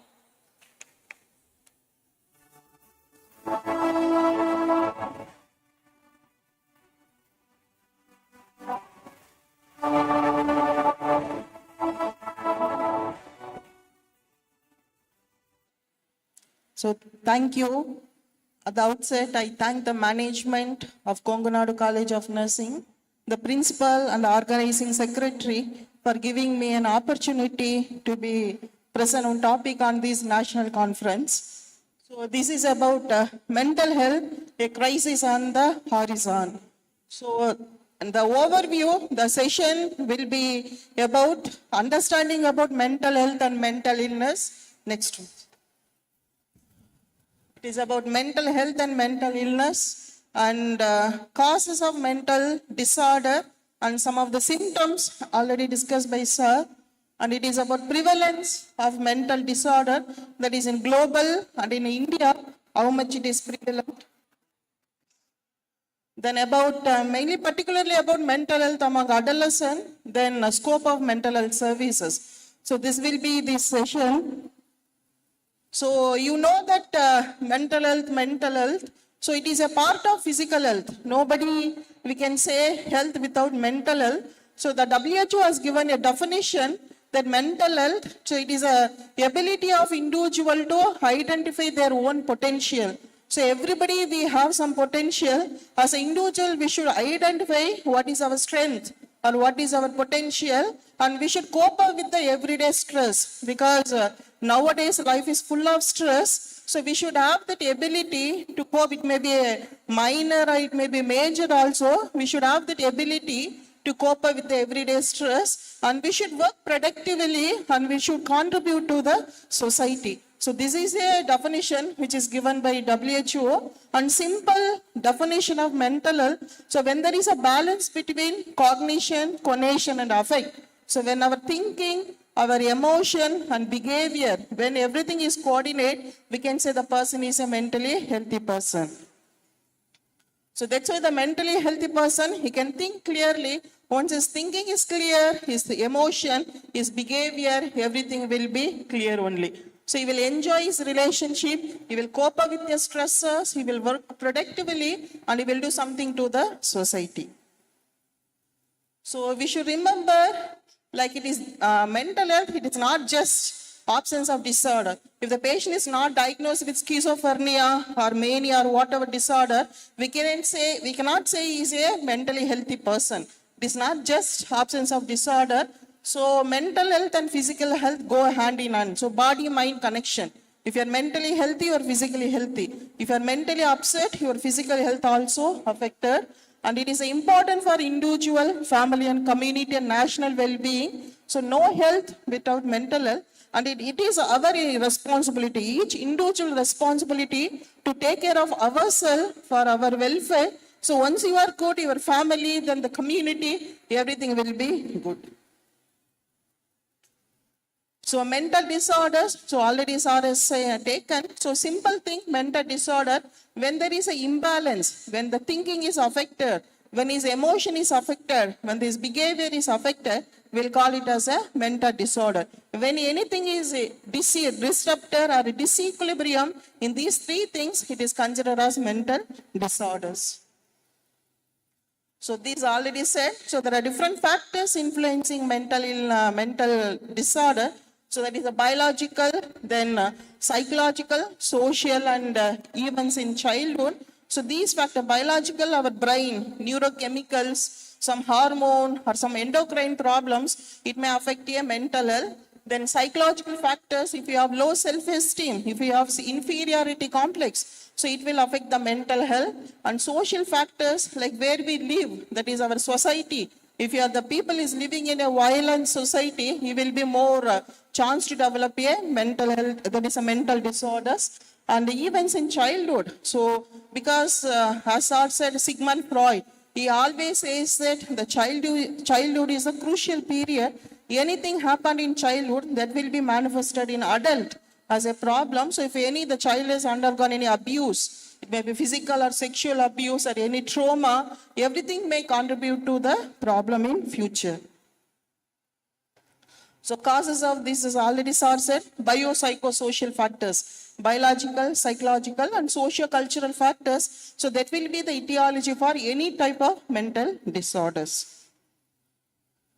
So these also explained by Sir. So there are different symptoms presented by the patients. He will be having cognitive problem, like he cannot think properly, his concentration, his attention, his judgment, his decision taking will be affected. Sometimes he may have some perceptual abnormalities like hallucination. Sometimes he have a false belief pattern like delusion. Sometimes he will represent with somatic symptoms, mainly among depressive patients. They may not take their food properly, their sleeping, their usual activities of daily living, everything will be affected.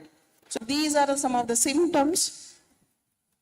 So next we'll move on to the mental health crisis. This is a looming threat. So nowadays the prevalence of mental health is on rise, both in global and in India. So that's why the WHO says that 1 in 8 people in the world, they will suffer from mental disorder. It shows that how much crisis is there and how much effort is necessary to promote the mental health of individual. So apart from this, the COVID also, after COVID, the increased rates of depression and anxiety is emerged. So it became a big burden after that COVID pandemic. And apart from this, nowadays the social pressure and stressors, these will put more burden on an individual, and it may affect their day-to-day living, their occupational, their social, their family. Everything will be affected because of this mental illness. So addressing mental health as a public health priority, we should give priority to mental health. And we have to recognize that mental health is an integral and which focus more effort to promote a mental health. So if you see the statistics in global statistics regarding mental disorder, the WHO estimate that depression affect over 264 million globally. So depression, then anxiety, it is more, like anxiety disorder affect 284 million globally. That means it that much burden. So because of these illness, their impairment, they cannot work properly, they cannot live a happy life, their social, their occupational, everything is impaired because of this illness. Apart from this, there is how much we are spending on mental health costs, it is also increasing. So till 2010, it will be $2.5 trillion are spent for a mental disorder, but they're expecting by 2030, it will be more. Around $6 trillion we have to spend for a mental health. So it shows that how much crisis and how much burden the mental disorder is imposing on a world. And apart from, so it also has impact on well-being. If the people with mental disorder, so sometimes they will abuse the substances, there is a suicidal activities, they will be involved in violence and all. So not only the individual, the family and the society will be affected by the mental illness. So main factors, that is the factors contributing to the crisis. So what are the factors means? The first one is urbanization and lifestyle changes. So nowadays, so many changes has happened and we have forgot our old things and now new things and all. So it is emerging. So that will cause that is one of the major cause for mental health crisis. Second one is increasing stress and pressure. So stress is an inevitable one. So if you ask a small child, he will also say that I am stressed. I have more things to do in a school or in the home. So the stress and other things. Then stigma and lack of awareness. So we are talking about mental health this month, but still in some part of our country, so still there is a stigma. They will be discriminating the people with mental illness, and they are not aware what it is and where to go to take a treatment. And inadequate access to service. So still some people in the remote places, they cannot access to the treatment. So these are the factors will give rise to so much of mental health crisis. So if you see the vulnerable population, you know that first one is the children and adolescent. So during that impact, if the child is adolescence affected, it will be lifelong. So they will be affected with some problem. So this is a critical period. So the children and adolescents. So that's a mental health issues during this. It can have a long-lasting impact. So next one is the early individual, like the aged people. So aging itself, so many changes will take place because of aging and because of social, they will be dependent upon other people. So they have to depend upon for finance with the other people and loss of spouse, everything. It will impose more stress on this aging population. And third one is marginalized communities like minority, because these people will expose discrimination, social exclusion, and lack of exposure or access to the mental health services. So because of these reasons, these people are considered as the vulnerable people for mental illness. We'll see in India, we discussed in global scenario how much burden it causes. Because the prevalence of anxiety and depression is more than it has, we have to spend more on the mental health cost, and it causes well-being. It also affects the well-being of individual.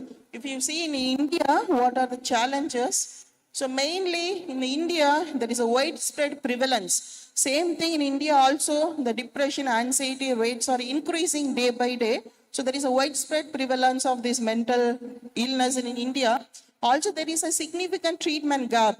So we are talking, but still many people, they are not seeking the treatment. They don't know where to go and approach for this mental health needs. And economic toll. So with the government and the family, they have to spend more money for this mental health cost. So in India, if you say, the statistic says that nearly 15% of Indian adult aged, that is around 18 to 49, they will suffer from some type of mental disorder in their lifetime.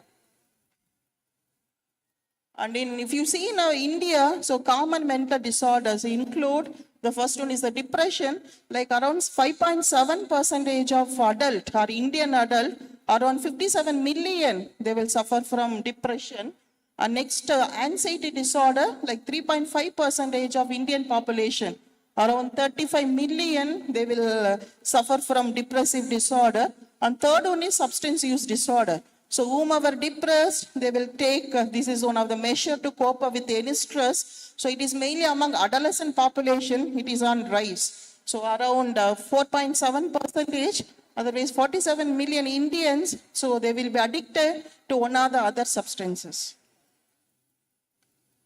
So same thing, if you see the prevalence by age and gender, age, it is mainly among a younger population. So they say that the highest rates among the individual with the age group of 40 to 49 years of age. And if you see the gender, you know that women, they have more prevalence or incidence of having disorder compared to the men. So that is a 16.4%, and in men it is 13.5%. And if you see the rural and urban, so different people, they will have different challenges.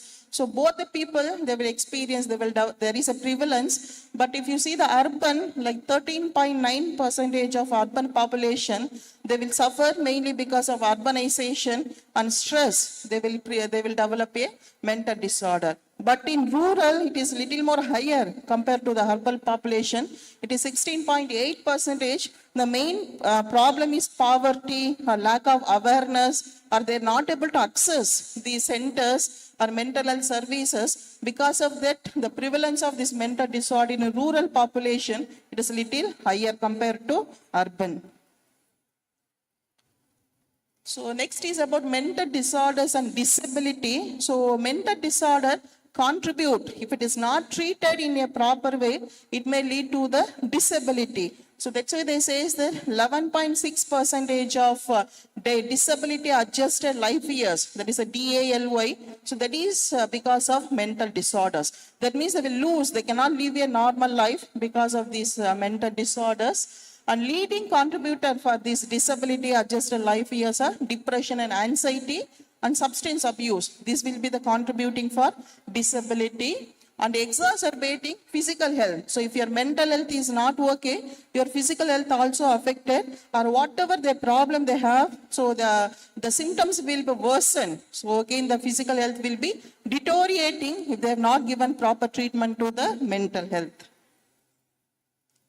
So it is mainly about adolescent mental health in India. So you know this in most of younger population we have in your country. So the younger part, this is the adolescent, it is a critical period because of hormonal changes, like many physical changes will take place. So there will be more risk to develop many type of disorders. So adolescents, they face a unique mental, mainly because of socio-cultural factors and limited access to support services. And if you see the adolescents, there is a higher rates of depression and anxiety. So they say, the study shows that 1 in 7 Indian adolescents, they will be having any mental health issues. So it shows that maybe here itself, maybe some people, if you administer some scale, we may identify some type of disorders also. Then there is an increasing incidence of suicide. So it is mainly, so reason that is in 2023, they have done one survey and they published in Lancet. They says that India is the suicidal capital in the globe, and 2.6 lakh of suicide occurring annually. So it means it is on rise. It is increasing, the suicide rates are increasing. And next one is substance abuse concern. So mainly this adolescent period, so they will be so cruel, they will be so, what to say, they want to take risky behavior, they will having curiosity. So what is there in substance? They will try to take that substance, they will be addicted, then they will be addicted to the substance abuse. So apart from this, some other factors like socio-cultural factors influencing adolescent mental health. The first one is academic pressure. So that's why from school children till college going students, they will experience a academic pressure. So much of competition, they have to overcome competition. Everything put burden on the students, that is adolescents of India. Then gender norm. It is nowadays we'll talk about gender equality, but still there is a gender difference exists because of rigid roles, responsibility, so they will face some problem. And third one is the family dynamics, because family play a major role. If the child is reared in a family where there is no proper communication or interpersonal relationship, or broken family, always quarrel in the family, so the child will be affected. So everything will contribute to a problem in a adult or mainly the adolescents. So common mental health challenges faced by, as already discussed, Indian adolescent, anxiety and stress, then low self-esteem. It is very important, mainly among adolescents, because as they said, so many physiological changes or bodily changes will take place. So because of, they have some body image disturbances. They want to be beautiful. They will think that I want to be this particular model. So they will be developing this body image disturbances. So it may lead to low self-esteem. If they're not recognizing their self, so they may have a problem with the self-confidence and self-esteem. Then trauma and abuse. So nowadays, it is on rise. Child abuse, a trauma. So everything, it may be physical or sexual abuse also increasing. And eating disorder. So mainly because of body image disturbance, this adolescent, they want to look thin, or they want to look like a cine actress or whatever. So they will be starving. So anorexia nervosa, bulimia. So these type of eating disorders also increasing among adolescent population. So these are the problem, and if you are not taking any action, so what will happen? So the consequences of action, the individual will be suffered. So he is the sufferer, he will be facing his, he cannot do his daily activities, his performance will be affected, he cannot maintain proper relation with the other individual. So the individual will suffer, and the societal burden also. Because he lives in a society, the family will be suffered, it will put more burden on the family, and finally the society also will be affected by the things. And economic cost, so you have to spend more money, expenditure on mental health cost, so it will also cost a economic burden. So they say it is estimated at 1.03 trillion rupees annually. That means we are spending, and also they have done ICMR, they have done on studies. They say that because of increase in this mental disorder, 20% of people, they gone to the level of poverty because of spending money to treat a people with mental illness. So another thing that is about a treatment gap and barriers. So it is estimated that around 80 to 90% of individual, they are not seeking voluntarily mental health services because of lack of awareness, or maybe because of stigma, or whatever the reason. Still, many people are not going and approaching the mental health professional. So if you see what are the barriers to access, mainly it may be stigma, shortage of professional. So shortage of professional, they say that in India, 0.75 psychiatrists for 1 lakh population. It should be 3 psychiatrists per 1 lakh population, but we have lack of human resources. Maybe psychiatrist or psychologist or psychiatric nurse, the human resource is less. So that is also one of the reason. Then inadequate funding and lack of insurance coverage. So because of these barriers, so these people cannot maintain their mental health.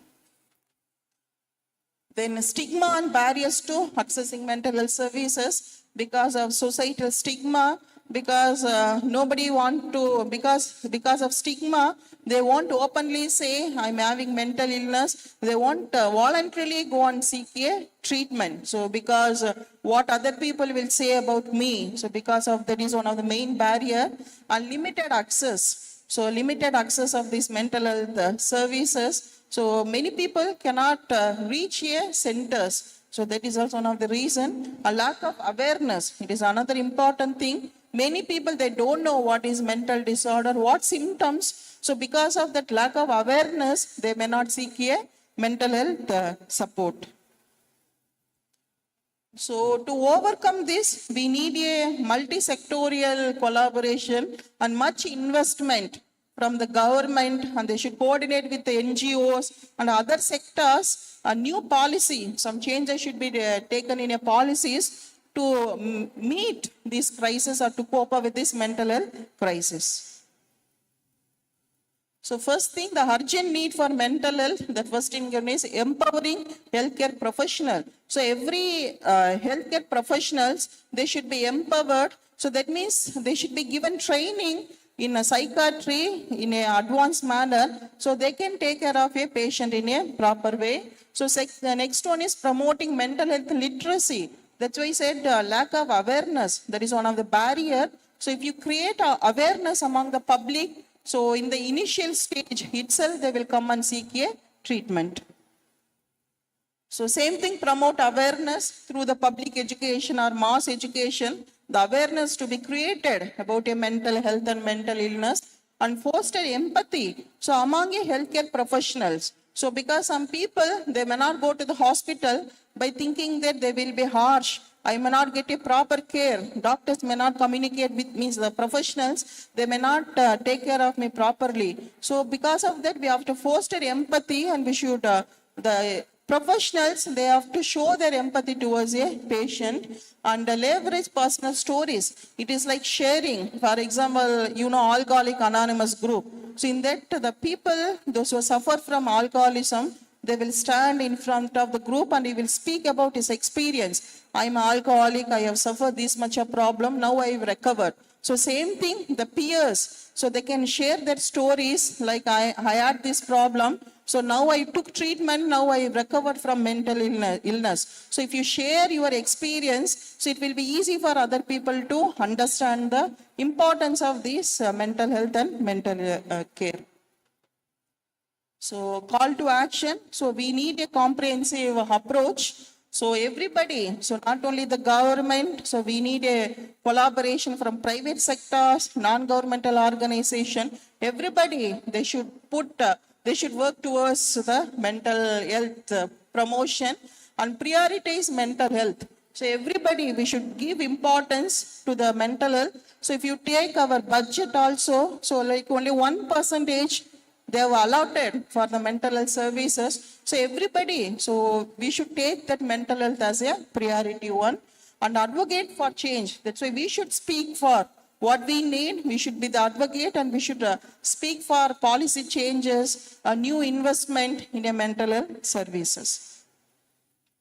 So these are some of the innovative approaches to mental health intervention. The first one is the digital therapeutics. We'll see they will use mobile app and online counseling services are available. Then integrated care model. So this is introduced in 1982 through the National Mental Health Program. So we have to integrate mental health in a general health. That means that those who the doctors, the medical officers, those who are in primary health center, they should be given training on psychiatric care. So whenever patient, because PHC is the first doorstep for the people, so easily accessible to the rural population. So if the doctors are given training on psychiatry or mental health aspects, so there itself the mental health services are provided to the patient. So that's why that is called integrated care models. Then community-based program. So we need a community involvement, grassroots level, peer support, everything, because we need a participation by encouraging community movement, so we can promote a mental health. Then holistic wellness intervention. So it is about, because our mindfulness, stress reduction, some using some alternative medicines. So these techniques are used to promote a mental health. So this is about digital intervention. As I said, mobile apps are available. Online counseling services are available. So mainly helpful for a remote people who cannot physically come and seek a professional help. So through these digital technologies, they can access a treatment.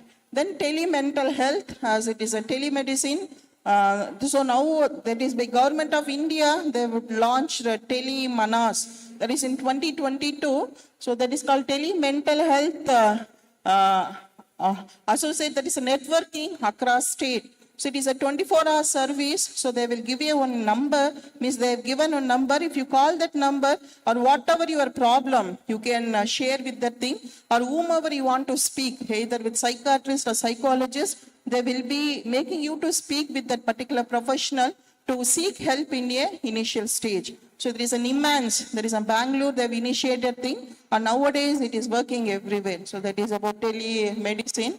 And data-driven policy making. So whenever new program or anything is implemented, we need a data to know how much it is effective. Also, we need a data to implement a new program also. So these data-driven technologies will help a policy makers to make a new changes in a policies. So other things like the role of technology, that is called AI, artificial intelligence, power insight. So through these, they will give a new algorithm through this artificial intelligence and machine learning. So there will be new ways of giving care to the patients, or new technologies or new ways of can be given. Then immersive therapies like this called virtual therapy and augmented reality based therapy. It is mainly given for a patients with PTSD, anxiety and phobias. Those who are having fear to face a reality, or those who are withdrawing to self. For these people, this reality therapy will be helpful. The next one is sensor driving monitoring. That is our smartwatch, or these things and all, it will monitor. So when many people you have smartwatch, it tells what is your pulse rate, everything. So same way through this, you can monitor your mood, sleep pattern, everything can be monitored through the sensor drive monitoring. And this is about building resilient communities. To build a resilient community, what we have to do. So there are different approaches. The first one is the community engagement. So we need a community participation. As a government or healthcare professional, we cannot do alone. So we need a community engagement. So we have to encourage the people to take care of their own self. The next one is a trauma-informed care. The healthcare professionals, they should equip themselves and they should know how to take care of in emergency or trauma. Then peer-to-peer support. So it is very helpful. So when they share their problem with the peer, so their understanding will be more compared with other people, those who are giving teaching. Then holistic wellness program like mindfulness, exercise and other ways of stress reduction, so that can be given. Then policy advocacy. So we have to advocate that how much mental health is priority. We should advocate for changes in a policy making. So mainly if you see the adolescents' health, these people will play a major role. There is a role of family, school and community in supporting the adolescent mental health. So the family, if you see the adolescent, the first support system is the family. So if the family is in a proper interpersonal relationship or family functioning is proper, the mental health can be promoted. So we have to educate the family member how much importance the family support is necessary for the adolescent. So second one is a school-based intervention, like a school mental health program or counseling services can be organized in a school level. So thereby the problem can be identified in the early stages itself. So next one is a community outreach program also can be taken to identify the people or adolescents with this problem. So other thing like innovative mental health initiative, like school-based program. So they say that this mental health education and counseling should be integrated into their curriculum itself. So in the curriculum itself, everybody, the students are made to learn, so they will get awareness, so they will take care of their own health. So it should be integrated into the curriculum. So next one is a peer-to-peer network. So there is adolescent-led support group and mentorship program. So this will be empowering adolescent to take care of their own mental health. So that is the importance of early identification. You know that prevention is better than cure. So means in the initial stages itself, we have to identify the problem, like early recognition of mental health issues, then intervene. So immediately after identification, appropriate intervention to be given. It may be counseling, it may be drugs, or it may be therapies. So whatever it may be, proper intervention should be given. And one more thing, we should empower the adolescent, empower them with the coping strategies to be so resilient, how they can cope up with the stressor. So that empowerment intervention should be given to the adolescent. So how we can empower the adolescent? Mainly through the education, because if you know something, you are so confident, you know how to do the things and all. So through the education, we can empower the adolescent. And advocacy, so empowering adolescent to advocate for their mental health needs. So we should speak for our own mental health. So we should make an adolescent to identify their own mental health, and they have to speak for their own mental health needs. Then resilience, that's why I said we should equip the adolescent with coping strategies to be more resilient in stressful situation.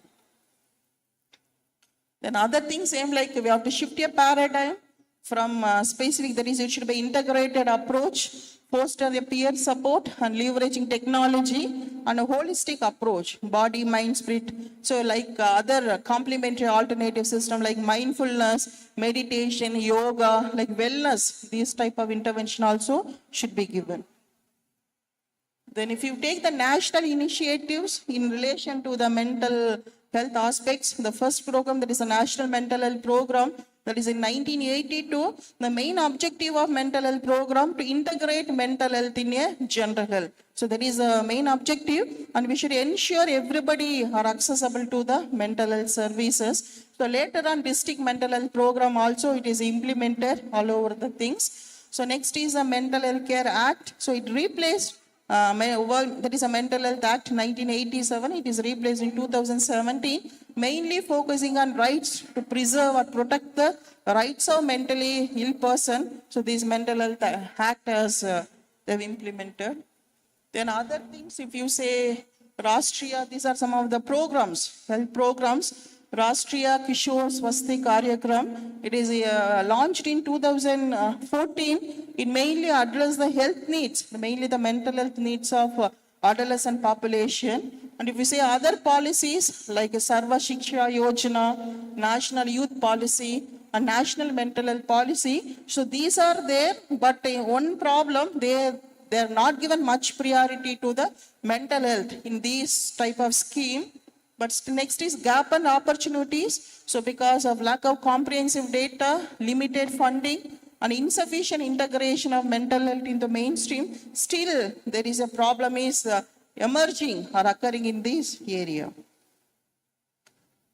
So how we can strengthen the mental health infrastructure, increasing the access, there is availability of mental health services.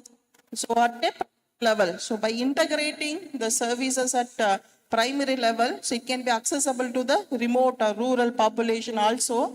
Then building capacity, we have to build a manpower. So as said, there is a lack of manpower in India. So we have to increase the manpower to meet the demanding needs of the population. Then integrating care, same thing, we have to integrate mental health in a general health.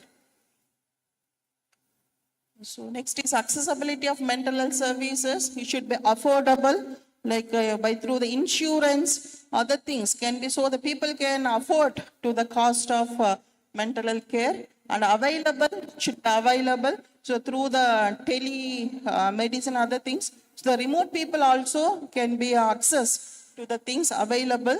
Then diversity, so India, it is so much of diverse, so the care should be culturally specific. So it should be sensitive care should be given.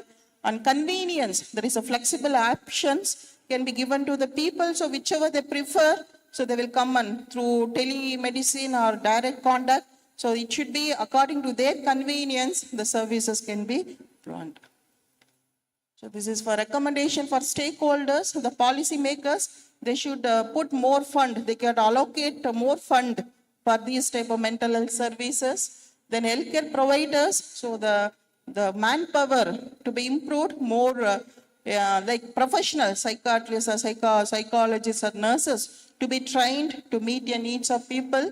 And educators, when you're on the school level, the school teachers, they should emphasize what is the importance or how we can identify the problem or how we can cope, mainly about the resilience and coping strategies to be educated to the school children and families. So we should, as a family, it is a main role play in adolescent or children health. So they should practice a open communication. So they should be supportive to their children. Through this also, they can promote a mental health of children. So it is same thing, integrating mental health in Indian healthcare system, increase mental health workforce, strengthen primary care integration, expand insurance coverage, and enhance policy and legislation which is related to the mental health services.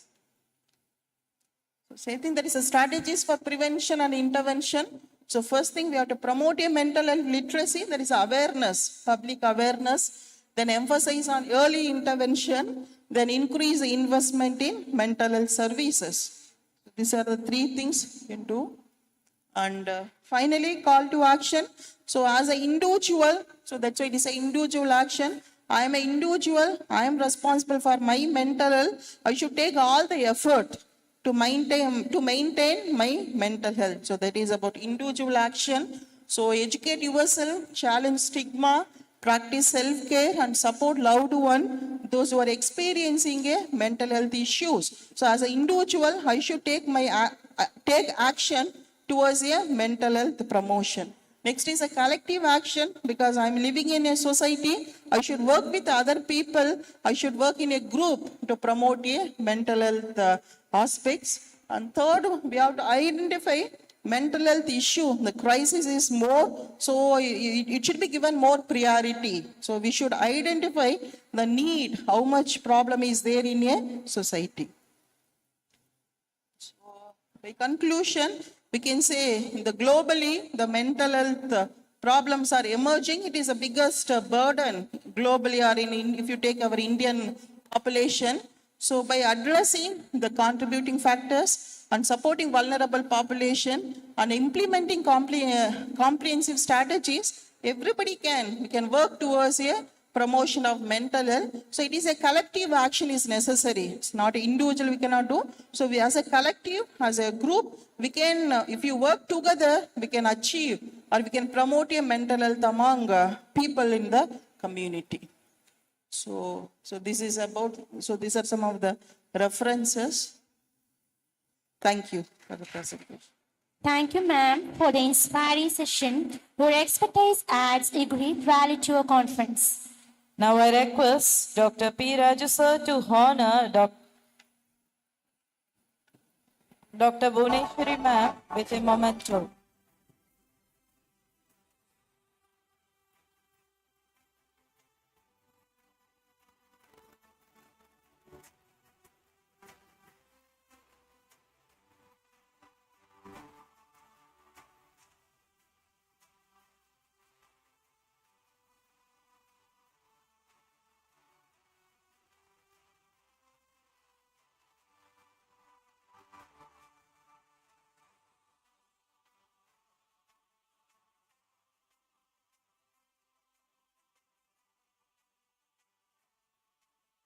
Now, our Dr. Bhuneshwari has presented a nice topic on mental health crisis on horizon. Thank you very much, madam. Congratulations, madam. Now it is a tea time. I request all delegates. We are already running short of 15 minutes time. Please take 10 to 15 minutes time and assemble again. I request ladies delegate to use ladies hostel ground floor restroom. I request boys delegates, gents delegates to use college ground floor restroom. Thank you.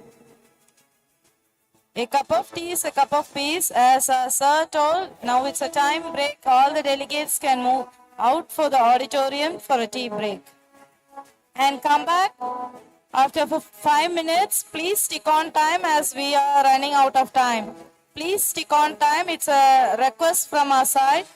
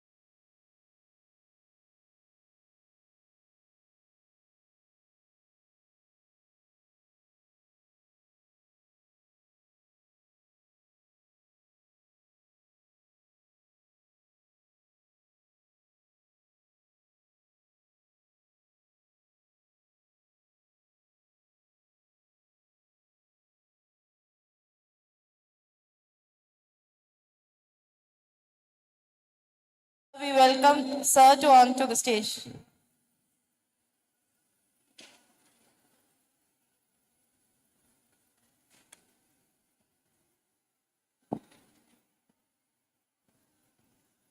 Hello. One Good morning. request, delegates, Thank, please maintain silence Raju, during the Director session. of Kongunadu Hospital, Dr. Karthi, Director of Kongunadu Hospital, and Mrs. Jacqueline, Principal of the Kongunadu Nursing College, for giving me this opportunity. I have a bit of a nostalgia. I remember somewhere around 12 to 13 years ago, I think Dr. Karthi invited me for the GastroCon. I think it happened 12 years ago in 100 Feet Road. And now I'm coming back for this conference, but it's a huge audience. So I'm surprised to see that you have taken a topic on psychiatry, which is usually neglected, but I appreciate for taking this topic for the CME program. So mental health, the digital era.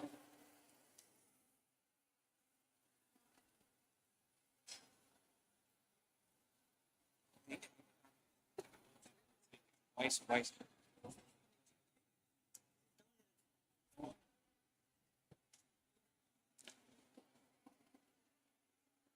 So why mental health? Mental health is believed to be the essential to a happy, satisfying, and meaningful life. It is an integral part of our general health and well-being and a basic human right. Healthcare worker shortage. Meanwhile, the medical world is facing a dramatic shortage of healthcare workers. This shortage also applies for psychiatry.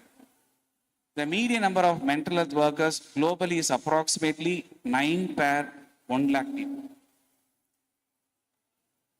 The reality, however, is that nearly 1 billion people worldwide suffered from mental health disorder in 2019. And that mental disorder, such as depression and anxiety, are among the top 10 causes of the global burden of disease. Around 1 in 5 people experience a mental problem. Globally, psychiatrists remain a scarce resource with a median number of approximately 1 psychiatrist per 1 lakh people. According to the WHO, universal health coverage cannot be achieved without the support of e-health, since digitalization allows the delivery of scalable solutions to many people, even in remote locations. What is digital mental health? It is the application of digital technologies in mental health care, which can be used for many purposes, including mental health and well-being promotion and prevention, well-being maintenance, self-care, early intervention, or for treating specific mental illness using, for example, online video communication technologies. Digital technology could be potentially help in providing novel digital interventions that are available 24/7. So digital intervention lies in the continuum from digital health apps, virtual reality, natural language processing, data science, supervised machine learning, and artificial intelligence. So digitalization in our living environment is augmented by newer developments in technology. For example, the use of digital media such as computers, mobile phones, video websites, and social media has become quite common and has become a new way to access mental health information.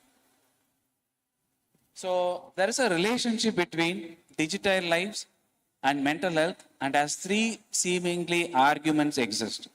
One is that, first opinion is that digitalization will promote mental health. That's the first point. The second point is that with the digital technologies or digital products, particularly in the form of addiction to internet, will cause disturbance or harm to the individual's mental health. Third is that how digitalization can shape the mental health. One is the interpersonal emotional explanation. mechanism which holds that aspects of digital lives, including online social activities, leisure and entertainment, can increase subjective well-being and reduce stress and depression level. Second point is that another is the information acquisition explanation mechanism, which holds that many websites can be available to seek mental health information and support online. So emergence of digital lives has been improving the overall condition of the mental health. First is the any medical intervention could be delivered via technologies. One is it's a relatively low cost. Second, it's the ease of scalability. So many people can be treated through this app. Third is that digital health interventions such as apps, digital platforms, and wearables will help bring access to mental health support. Second, there are many benefits of interacting with others through the internet use. Online communication has become a pathway for family members to maintain relationship and share affection. So you know that in WhatsApp, if somebody has a birthday, you send messages to others, or anniversary, you send messages to others. And it has become an important way for individual to receive peer support and connect with others with similar experiences. So similarly, if you search the website, somebody has autism, somebody has got learning disability, somebody has got a Down syndrome, somebody has got a schizophrenia, somebody has a depression. There is an online support group who on the other end also has a similar problem and similar experience of being shared. Digital lives enable individuals to access external mental health support, maintain family ties, and increase interpersonal communication, thereby allowing them to relax and release the stress. So if I am stressed up, I talk with somebody else, to my friend or my relative or colleague, somebody very far up, and I relax myself by communicating my distress to them. So digital health in mental health care, telepsychiatry. By phone or video conferencing can help overcome barriers to treatment, such as living in a remote or underserved area. So somebody lives very, very far away where they can't have a transport. They can do a video consultation or a telephone consultation. And the third is that occupational or social constraints. Somebody's can't take leave in the weekdays and they can take leave only on Sunday, but they can't do an in-person consultation with the doctor because he's also on leave on Sunday. And psychological impairment and physical disability. People like mental retardation, they can't be brought in a public transport system because of the behavior. And somebody has a physical disability the similar way. Concerns due to the potential stigma of walking into office of a psychologist or psychiatrist. So this is another major reason why people have started to seek help through the online resource. So entering a psychiatric hospital or a psychiatrist clinic is still stigma persists. And financial difficulties. So your travel expenditures all could be reduced by doing an online communication.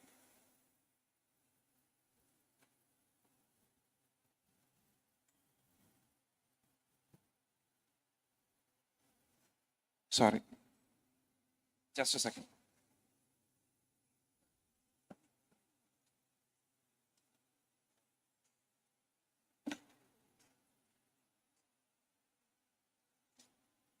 Sorry, guys, just could you give me 2 minutes time?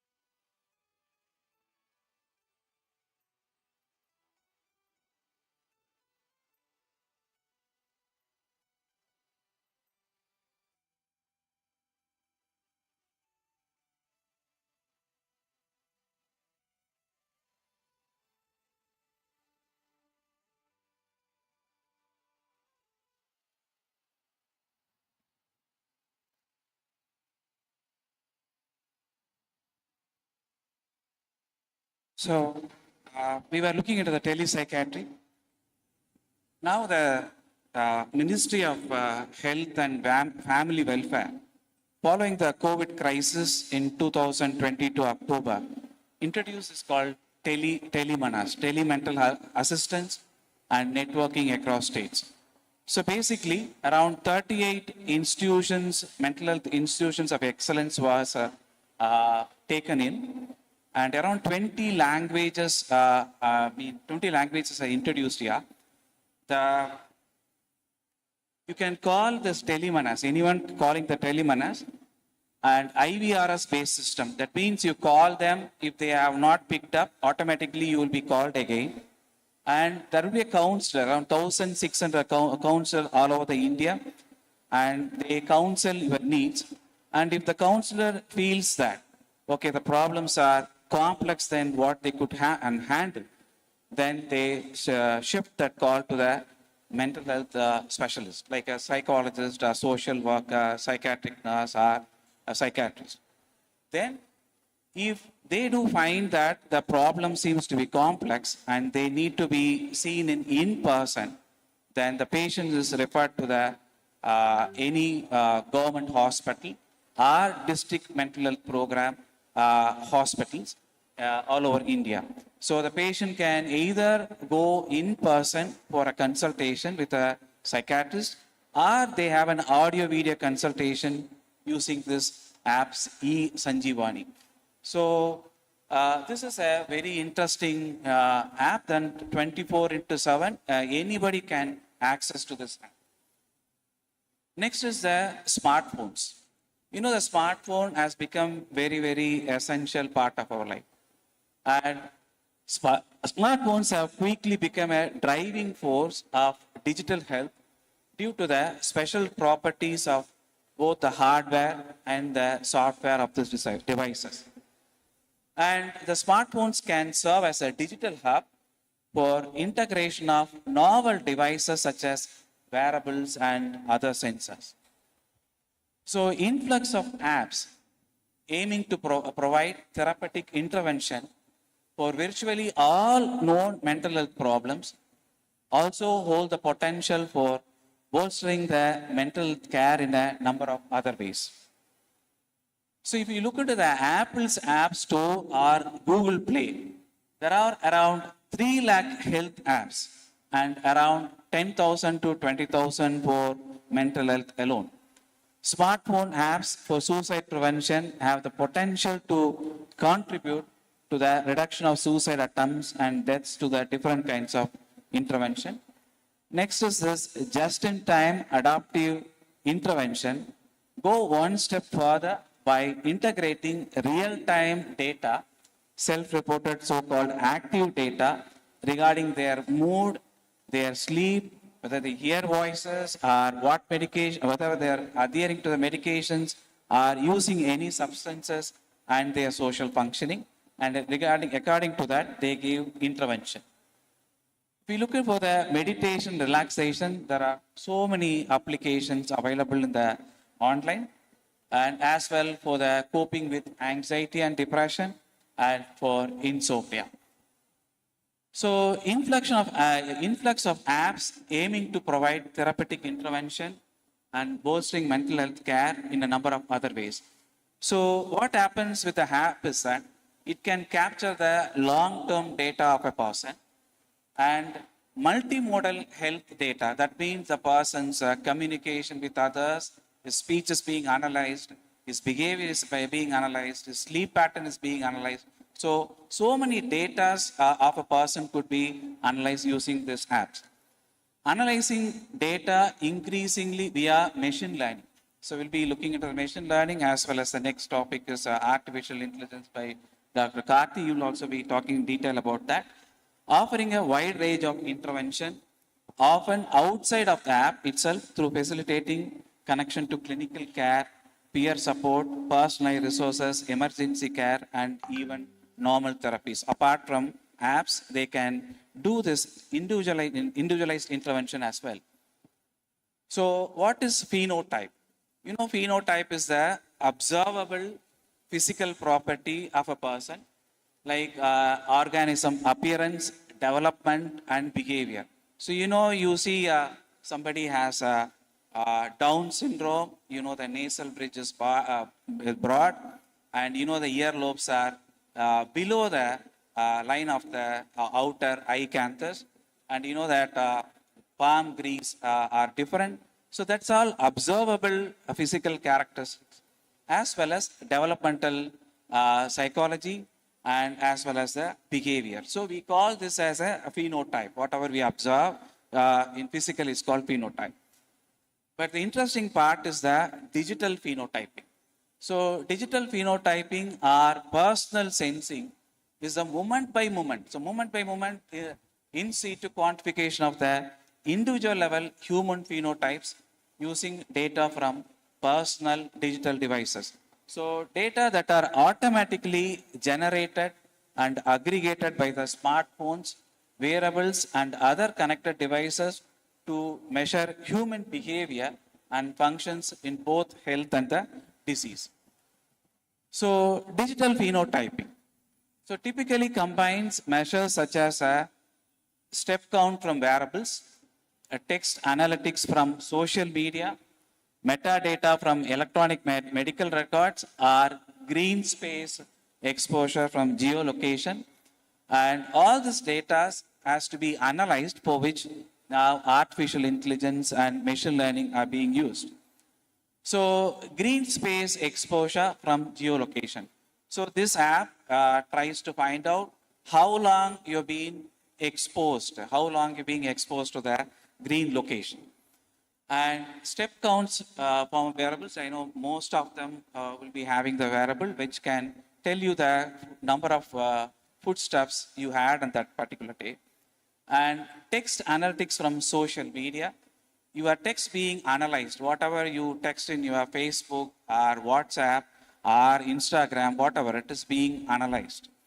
And next is the sleep evaluation using this active watch, where it sees that how many hours you slept in a day, and in average in a week, how many days you've been walking.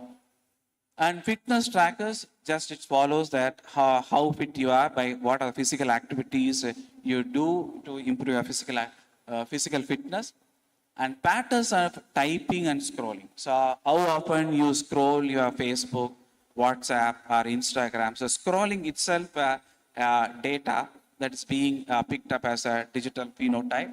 And whatever you type there, that is also being analyzed. And speech is a very promising way of assessing the brain.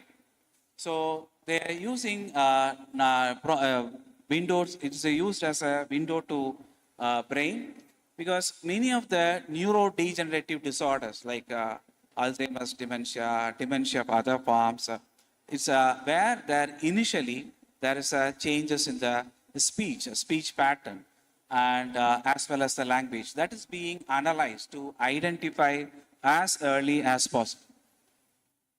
So not only the app picks up the data, and the app also responds with customized intervention, such as the notification, encouraging physical activities, alerts asking the patient to walk away from his or her usual liquor store, and our message recommending that the patient take their medication regularly.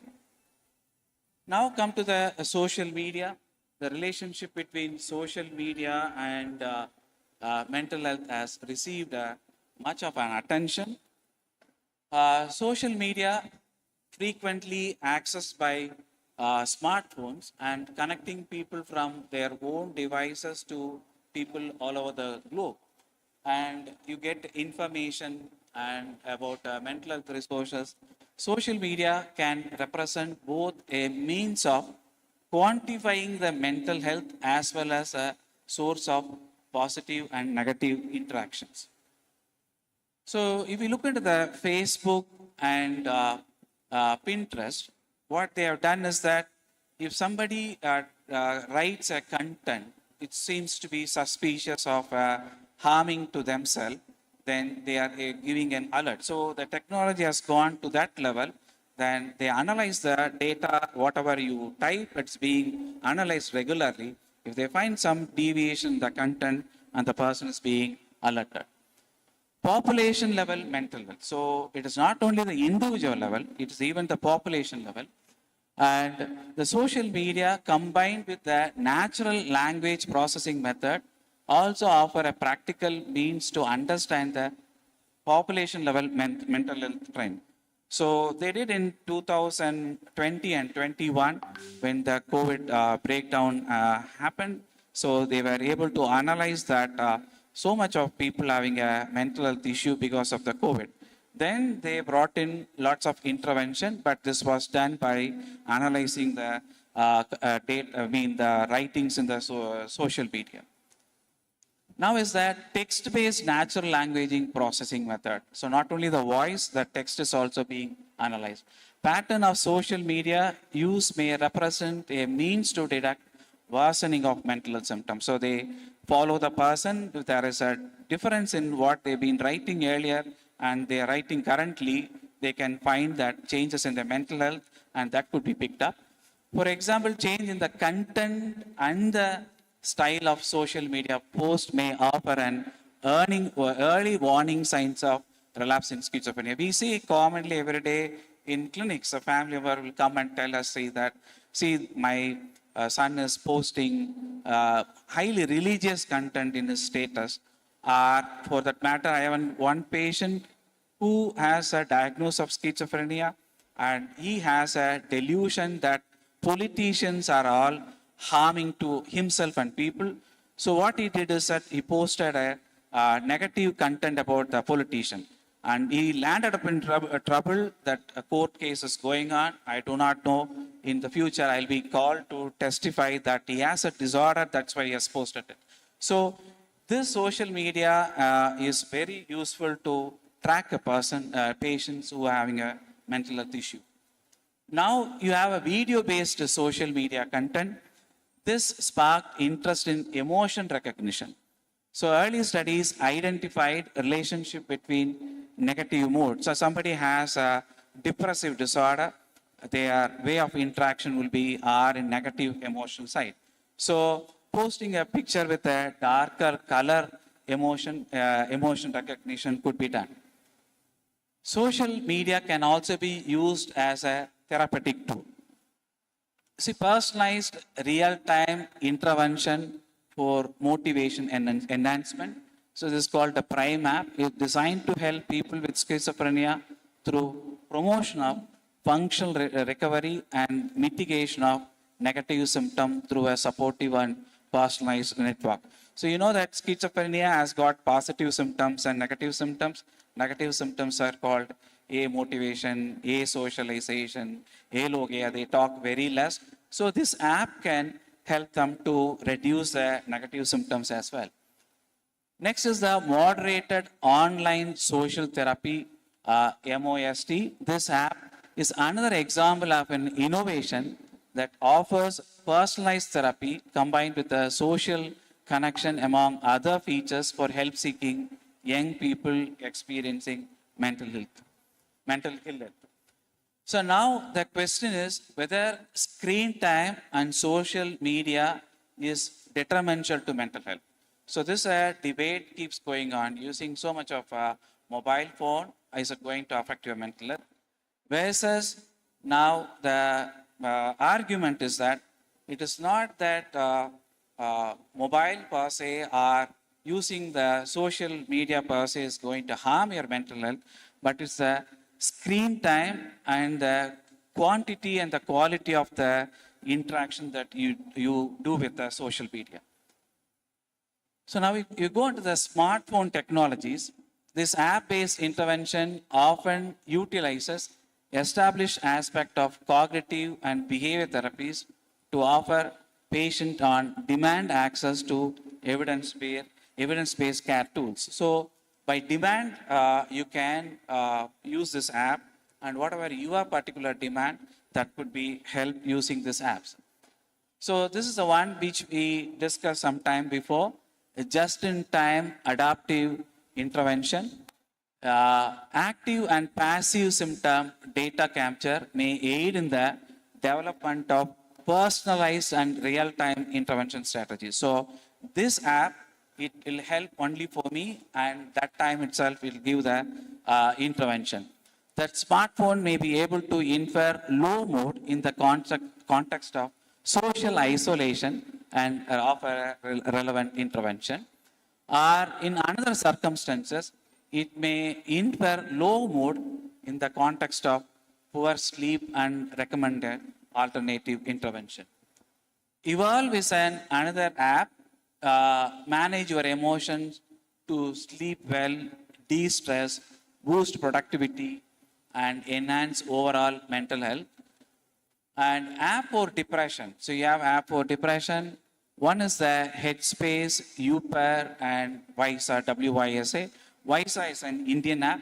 It has become very familiar. So there are multiple applications, but only these three apps seems to be very commonly being used. And app for anxiety, one is the Calm, is another app for reducing the anxiety. So smartphone apps is also useful not only for a diagnosed depressive disorder or any mood disorder or any mental disorder. We all often go through some of the symptoms of anxiety, some symptoms of depression, but we do not know how to seek help. We may not find going to a psychiatrist or psychologist to find help from them. So for them, whoever has symptoms of depression and anxiety, they too can access through this app and take a intervention. Now, you take into the major mental disorders like schizophrenia and psychosis. You know, these patients having schizophrenia or psychosis, they have a poor insight. They do not know they have a mental health problem and they don't seek for any help.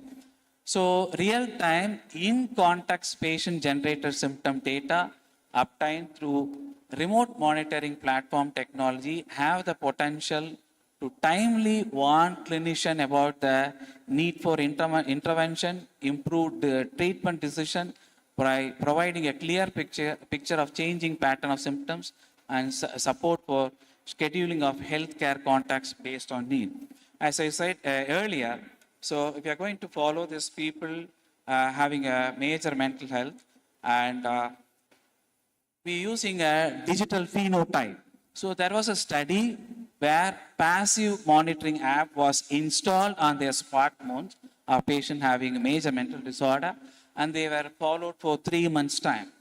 And they found anomalies in the pattern of their social behavior, including physical activity, geolocation, how often they switched on their phone and how often they switched off their phone, and speech frequency, duration in the 2 weeks prior to the relapse. So before they had a breakdown, the 2 weeks before itself, they were able to identify using the digital phenotypes. Most patients with psychotic disorders are comfortable and able and willing to use these wearable devices to monitor outcomes in their daily life. So common app for psychosis is that active assistant for psychological therapies, where it targets negative symptoms, general psychotic symptoms, mood, and offer counseling that they do not use the substances, and by that helping them. So I'm not going to the details about the cognitive appraisal, belief, conviction, but all we have to talk in detail. Another app is the slow-mo, slow down for a moment, where it is being used for patients having schizophrenia, because patients having a psychosis or schizophrenia, before collecting any evidence, they very quickly come to the jumping to conclusion. So this one is called the cognitive errors in schizophrenia, is called jumping to conclusion. So this app, Slow-Mo, helps them to correct themselves before coming to a conclusion. So chatbots, I think most of them every day using chatbots. Anybody could say what is the chatbot that we use every day? Okay. So you use the Siri in iPhone. This is a chatbot. And definition of chatbots are, they have a look and feeling of interacting with a human despite being run by an automated software program for detecting and responding to the immediate mental health needs. So software programs listens and responds to the mental health needs. So chatbot work is seeking to offer emotional support from inherently it's an inanimate computer code. So you know that in any treatment, you go to any doctor, not only the specialty for psychiatry, where anywhere you go, one of the very important psychological factor for a patient to follow the doctor repeatedly again and again is the therapeutic factor. Therapeutic factor is that where a doctor forms a empathy with the patient to form this therapeutic alliance. So digital therapeutic alliance is so common in chatbot. So people have started to use these chatbots for their mental health needs. So research has found that some people feel more comfortable conversing anonymously with a chatbot than seeing a than seeing a doctor in person. So chatbot app most were for depression with a smaller number for other mental disorders. So WYSA is an Indian app. Maybe today you go and download and just have a interaction with this app. You can see that it very realistically talking like a human to you. If you're going to say, I'm feeling very sad, it empathizes with you saying, I understand it's going to be you are in a very difficult time today. So this is an app which uses a cognitive behavior technique to interact with the patient. Other is another Indian app, AMAHA. It's it helps for relaxing activities. It has mental health articles in it and daily reminders.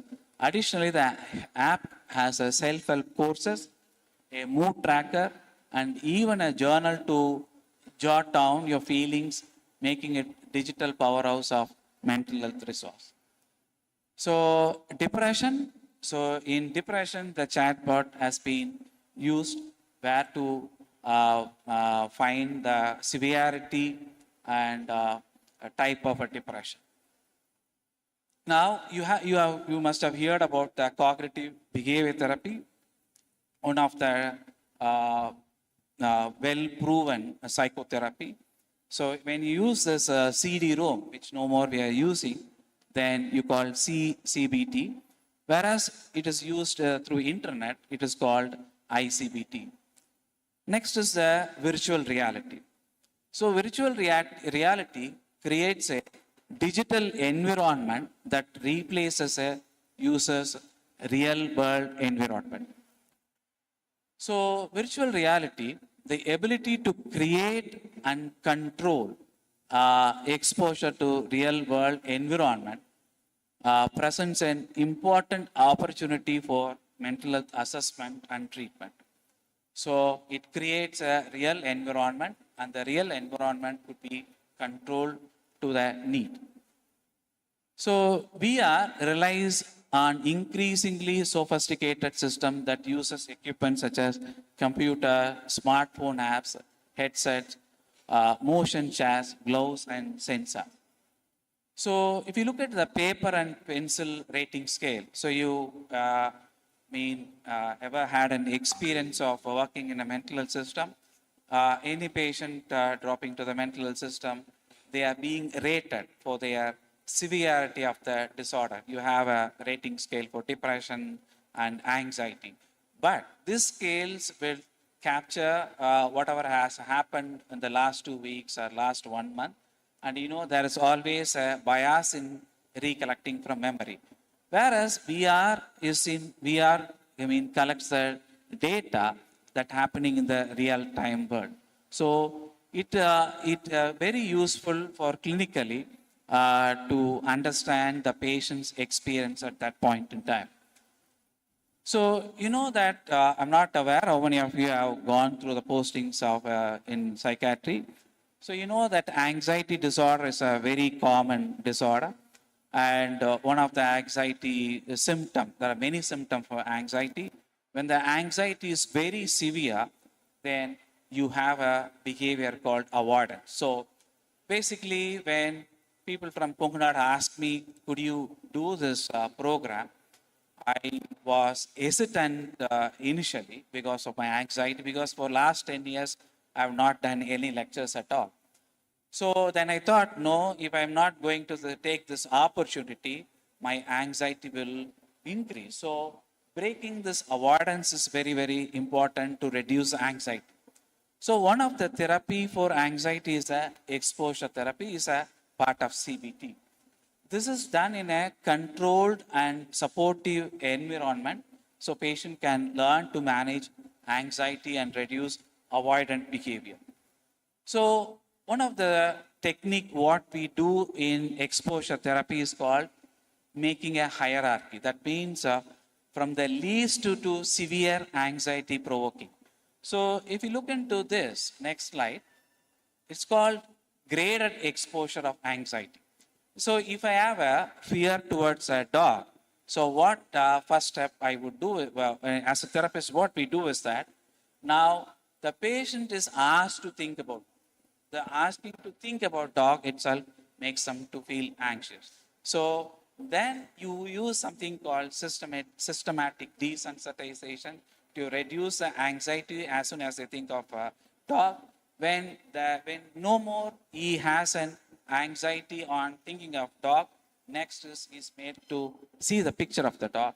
The next step is to see somebody walking along with the dog. Then next to see from very far away, then much closer, much closer. So this is how we do in real practical world for anxiety disorder. But the VR technique has made this process very, very simple, because you can easily bring in the real-time world by asking to wear the spectacles, and the environment could be controlled. So virtual reality, it's much more easier. It's much more easier. So now next very commonly used in psychiatry is that avatar. Avatar is a technique, you know, that you would have studied about schizophrenia. Schizophrenia has one of the positive symptoms is called hallucination, hearing voices. Unfortunately, what happens is, in spite of many medications, the hallucination do not disappear. They continue to have hearing of voices. When they have the hearing of voices, you know, it's very disabling, because the voices will be criticizing them, threatening them, and makes them mood disturbed. So not able to function regularly, and their quality of life is disturbed. So what they do in VR is that they sit with the patient. You know that people have a auditory hallucination. Along with that, they will have an image as well. The image could be however it could be. It could be a human, or it could be an inanimate object as well. So a therapist will sit and talk with them to know what are the contents of the hallucination. So they write down in verbatim what the voices keep telling them. They note down that. And the patient is asked to make the image of their hallucination. So you can see the picture